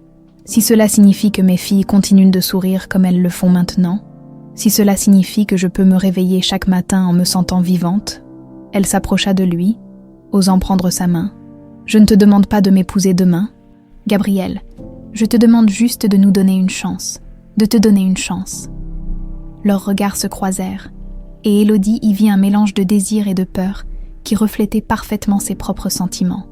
« J'ai peur, avoua-t-il, peur de ne pas être à la hauteur. Peur que tu te réveilles un jour en regrettant d'avoir choisi un simple jardinier, et j'ai peur que tu te lasses de cette femme trop occupée, trop contrôlante, qui a encore tant à apprendre sur l'amour et la famille, répondit-elle avec un sourire tremblant. Mais n'est-ce pas ça, le courage ? Avancer malgré la peur. Gabriel serra doucement sa main, et ce simple contact déclencha en Élodie une vague de chaleur qu'elle n'avait pas ressentie depuis si longtemps. « Les filles ont besoin de toi », ajouta-t-elle. « Et moi aussi, Gabriel, plus que je ne saurais le dire. » Il ferma les yeux un instant, comme en proie à un débat intérieur. Quand il les rouvrit, Élodie y lut une décision. « D'accord », dit-il simplement. « D'accord », répéta-t-elle. Incrédule, « Je reviens avec vous. Nous essaierons, pas à pas. » Élodie sentit un sourire immense illuminer son visage. Sans réfléchir, portée par un élan de bonheur pur, elle se dressa sur la pointe des pieds et déposa un baiser léger sur ses lèvres. Un baiser bref, presque timide, mais qui contenait la promesse de milliers d'autres. Quand elle se recula, les yeux de Gabriel brillaient d'une lumière nouvelle. « Vous vous êtes fait un bisou », s'écria Clara qui, avec ses sœurs, avait assisté à toute la scène. Les 3 fillettes accoururent, sautillant d'excitation autour d'eux. « Ça veut dire que Gabriel revient à la maison ?» demanda Luna, pleine d'espoir. « Oui, » confirma Gabriel, s'agenouillant à leur hauteur. « Je reviens avec vous, si vous voulez toujours de moi. »« Oui !» crièrent-elles en chœur, se jetant dans ses bras avec une telle force qu'il bascula en arrière, riant malgré lui. Élodie les observait, le cœur débordant d'une émotion si intense qu'elle en avait les larmes aux yeux. Cette scène, ces rires, cette joie, c'était tout ce qu'elle avait jamais voulu sans le savoir. « Quand est-ce qu'on part ?» demanda Chloé, toujours pratique. « Demain », décida Élodie. « Nous prendrons le train de l'après-midi. Cela nous laisse le temps de faire nos bagages et... » Elle regarda Gabriel avec une question muette dans les yeux. « Et de visiter un dernier endroit », compléta-t-il. « Il y a quelque chose que je voudrais vous montrer, toutes les 4, si vous êtes d'accord. »« Bien sûr », acquiesça Élodie. Curieuse, de quoi s'agit-il ? Gabriel sourit, un sourire doux et légèrement mélancolique. « La tombe de Mélanie, j'aimerais vous la présenter, d'une certaine façon, pour dire adieu correctement, et pour commencer cette nouvelle page, en paix. » Cette demande, si intime, si chargée de sens, toucha Élodie profondément. Il ne reniait pas son passé, ne fuyait pas sa douleur. Il l'intégrait à leur histoire commune, avec honnêteté et courage. Ce serait un honneur, répondit-elle simplement, cette nuit-là, alors que les fillettes dormaient paisiblement, rassurées par la promesse du retour. Élodie appela son père. La conversation fut brève, tendue, mais nécessaire. Henri n'approuvait pas sa décision, mais pour la première fois, il ne chercha pas à l'en dissuader. Une victoire modeste, mais significative. Demain, ils rentreraient tous ensemble, une nouvelle famille, imparfaite, non conventionnelle, mais liée par quelque chose de plus fort que le sang ou les convenances sociales, un amour choisi, conscient, mature. Le jardin secret les attendait. 1 an s'était écoulé depuis leur retour de Lyon, 1 an de transformation, de défis et de bonheur quotidien. La serre, jadis abandonnée, était devenue le cœur battant de la propriété Laurent. Un jardin luxuriant où se côtoyaient plantes exotiques et fleurs simples. À l'image de cette famille recomposée qui y trouvait refuge, en cette fin d'après-midi de printemps, Élodie contemplait ce petit monde depuis la terrasse que Gabriel avait construite. Son ventre rond, signe d'une nouvelle vie à venir, accueillait les rayons dorés du soleil couchant. Une fille avait révélé l'échographie, une petite sœur pour les triplés, qui, à 7 ans maintenant, attendait l'événement avec une impatience fébrile. « Du thé », proposa Gabriel, sortant de la serre avec un plateau. Élodie sourit, toujours émue par ces attentions simples qui avaient changé sa vie. Avec plaisir, il s'assit à côté d'elle, sa main trouvant naturellement la sienne. Leur relation avait évolué à son rythme, sans précipitation, d'abord jardinier et employeuse, puis amie, puis amant, et maintenant, futurs parents, chaque étape franchie avec la conscience tranquille de faire exactement ce qu'il fallait. « Les filles terminent leurs devoirs », annonça Gabriel. « Clara a besoin d'aide en mathématiques, mais Luna se débrouille remarquablement bien cette année. » Élodie hocha la tête, reconnaissante pour ses comptes rendus, même si elle était plus présente qu'autrefois. Sa société l'occupait encore considérablement, mais différemment.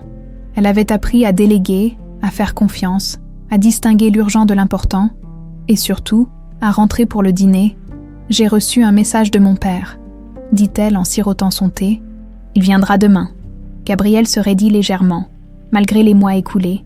Ses relations avec Henri restaient complexes.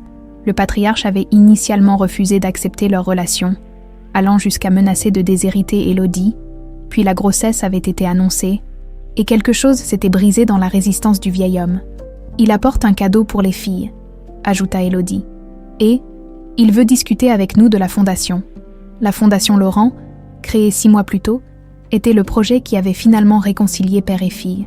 Une organisation dédiée à l'amélioration des conditions de vie dans les orphelinats d'Asie, une façon pour Henri de réparer, au moins partiellement, les erreurs du passé. « Je pense qu'il veut que tu prennes la direction du volet éducatif », continua Élodie. « Ton expérience d'enseignant serait précieuse. » Gabriel haussa les sourcils. « Ton père veut me confier une responsabilité dans sa fondation. »« Notre fondation », corrigea Élodie. « Et oui, je crois qu'il essaie, à sa manière. De faire la paix, le jardin s'illumina soudain des rires des triplés qui dévalaient l'allée principale, poursuivis par Mathilde qui tentait vainement de les calmer. « Maman, Gabriel, venez voir, grand-père est là !» cria Clara. Déjà, Élodie échangea un regard surpris avec Gabriel. Henri n'arrivait jamais à l'improviste. Ils se levèrent et suivirent les fillettes jusqu'au parking, où la limousine d'Henri était effectivement garée. Le vieil homme en descendait, plus voûté qu'auparavant, mais toujours imposant dans son costume impeccable. « Grand-père !» Les triplés se précipitèrent vers lui, sans la réserve craintive qu'elle manifestait autrefois. « Mes petites princesses !» les salua-t-il avec un sourire que peu lui connaissaient. « J'ai une surprise pour vous. » Il fit un signe au chauffeur qui ouvrit le coffre, révélant 3 petites bicyclettes étincelantes pour vos promenades dans le parc, expliqua Henri. Gabriel m'a dit que vous appreniez à faire du vélo. Élodie regarda Gabriel, surprise. Il lui adressa un petit sourire contrit. Ton père m'a appelé la semaine dernière pour me demander conseil. Cette complicité naissante entre les 2 hommes, aussi inattendue que fragile, réchauffa le cœur d'Élodie. Henri s'approcha d'elle, embrassant maladroitement sa joue, avant de se tourner vers Gabriel avec une poignée de main formelle mais sincère. « Je suis venu plus tôt que prévu », expliqua Henri. « J'ai réfléchi à notre discussion sur la fondation, et j'ai quelques propositions à vous faire. »« Bien sûr », acquiesça Élodie. « Entrons à la maison. » « En fait, intervint Henri, j'aimerais d'abord voir la serre. Si vous n'y voyez pas d'inconvénient. » Gabriel et Élodie échangèrent un regard surpris, mais acquiescèrent. Les fillettes, trop occupées avec leur nouveau vélo sous la supervision de Mathilde, ne les suivirent pas. La serre était baignée d'une lumière dorée à cette heure du jour. Transformant l'espace en une cathédrale végétale, Henri y pénétra avec une révérence inhabituelle, observant les plantes, les aménagements, le petit coin lecture. « Elisabeth aurait aimé cet endroit, » dit-il soudain, surprenant Gabriel. « Votre mère, je veux dire, elle avait un don avec les plantes. » Le visage de Gabriel s'adoucit à l'évocation de sa mère. « Oui, c'est elle qui m'a transmis cette passion. J'ai été injuste envers elle, » poursuivit Henri, les yeux fixés sur un rosier grimpant. « Et envers vous, j'avais peur. »« Peur » répéta Élodie, stupéfaite par cet aveu de faiblesse, si rare chez son père. Peur que mes erreurs me rattrapent, que le passé détruise tout ce que j'avais construit. Henri se tourna vers Gabriel. Quand j'ai compris qui vous étiez, j'ai paniqué. J'ai cru que vous veniez pour vous venger, pour nous nuire. Je comprends, répondit Gabriel doucement. À votre place, j'aurais peut-être réagi pareillement. Non, Henri secoua la tête. Vous êtes un meilleur homme que moi. Gabriel, vous avez choisi le pardon plutôt que la vengeance. Vous avez vu ma fille et mes petites filles pour ce qu'elles sont, pas pour ce qu'elles possèdent, et vous avez créé ceci. Il fit un geste englobant la serre, un espace de vie et de beauté. Élodie, émue aux larmes, s'approcha de son père. « Qu'essaies-tu de nous dire, papa ?» Henri sortit une petite boîte de sa poche et la tendit à Gabriel. « Ceci appartenait à ma femme, la mère d'Élodie. Je voudrais que vous l'ayez. » Gabriel ouvrit la boîte avec précaution, révélant une alliance en or simple mais élégante, sertie d'une petite émeraude. « Monsieur Laurent, je ne peux pas accepter. »« Si, vous le pouvez. » Henri posa une main sur son épaule. « Je sais que vous n'avez pas encore officialisé votre union, que vous avez préféré attendre la naissance du bébé, mais je ne rajeunis pas, et j'aimerais voir ma fille heureuse et sereine avant de partir. » Élodie s'approcha, touchée par ce geste inattendu. « Papa, je sais, je me mêle encore de ce qui ne me regarde pas. » Henri eut un petit rire fatigué. « Mais j'ai appris, à mes dépens, que la vie est trop courte pour les non-dits et les regrets. » Gabriel regarda la bague, puis Élodie, une question silencieuse dans les yeux. « Nous parlions justement de faire quelque chose de simple. Après la naissance, » dit Élodie, caressant son ventre. « Juste nous, les filles, quelques amis. Et moi ?» demanda Henri avec une vulnérabilité qui serra le cœur d'Élodie. « Bien sûr, toi aussi. » Elle prit sa main ridée dans la sienne. « Tu es notre famille. » Une larme inattendue glissa sur la joue du vieil homme. Il l'essuya rapidement, embarrassé par cette faiblesse. « Bon, » il se racla la gorge. « Maintenant que c'est réglé, parlons de la fondation. J'ai pensé que nous pourrions commencer par construire une école au Vietnam. » La discussion se poursuivit pendant le dîner, les fillettes participant avec enthousiasme, proposant des idées que les adultes prenaient au sérieux. Une famille réunie autour d'une table, débattant de projets communs, riant ensemble. Image banale pour certains. Miracle quotidien pour eux qui avaient connu la solitude et la douleur. Plus tard ce soir-là, après avoir couché les filles et raccompagné Henri à sa voiture, Élodie retrouva Gabriel dans leur chambre. Il contemplait la bague, pensif. « À quoi penses-tu » demanda-t-elle, s'asseyant près de lui sur le lit. « À nos parcours, aux chemins improbables qui nous ont menés ici. » Il leva les yeux vers elle. « Aurais-tu imaginé, il y a 1 an, que nous serions ensemble, attendant un enfant, avec la bénédiction de ton père ? Et jamais !» Elle rit doucement. « J'étais tellement enfermée dans mon chagrin, dans ma solitude, dans mes certitudes. » Gabriel prit sa main et y glissa la bague, qui s'ajusta parfaitement à son doigt. « Élodie Laurent, accepteriez-vous de m'épouser, pas parce que votre père le souhaite, ni pour l'enfant que nous attendons, mais parce que je vous aime, tout simplement. »« Oui, » répondit-elle sans hésiter. « 1000 fois oui. » Leur baiser scella cette promesse, tendre et passionnée à la fois. Quand ils se séparèrent, Gabriel posa une main sur le ventre d'Élodie. « Comment l'appellerons-nous » Élodie sourit. « J'ai pensé à Rose. »« Rose », répéta Gabriel, savourant le prénom. Comme la fleur qui pousse même en hiver, avec assez d'amour et de soin. Le lendemain matin, ils annoncèrent leur fiançailles aux fillettes, qui accueillirent la nouvelle avec des cris de joie. Puis, par une impulsion spontanée, ils décidèrent tous de se rendre à la serre, dans ce jardin secret qu'ils avaient créé ensemble.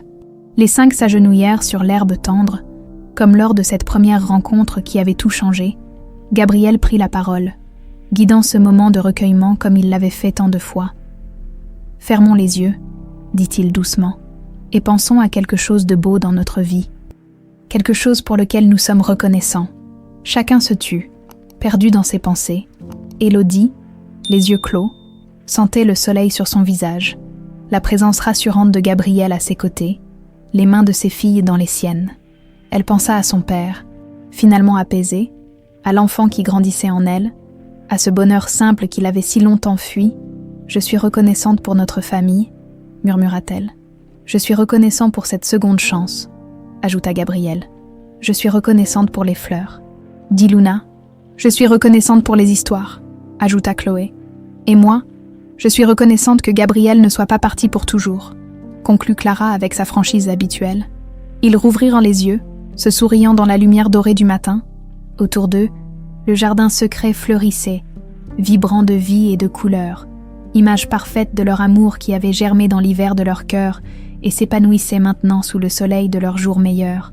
Élodie serra la main de Gabriel, celle de ses filles, dans ce cercle parfait, dans cet instant de grâce. Elle comprit que la richesse véritable n'était pas dans les comptes en banque ou les titres prestigieux, mais dans ses mains qui tenèrent la sienne, dans ses cœurs qui battaient à l'unisson du sien.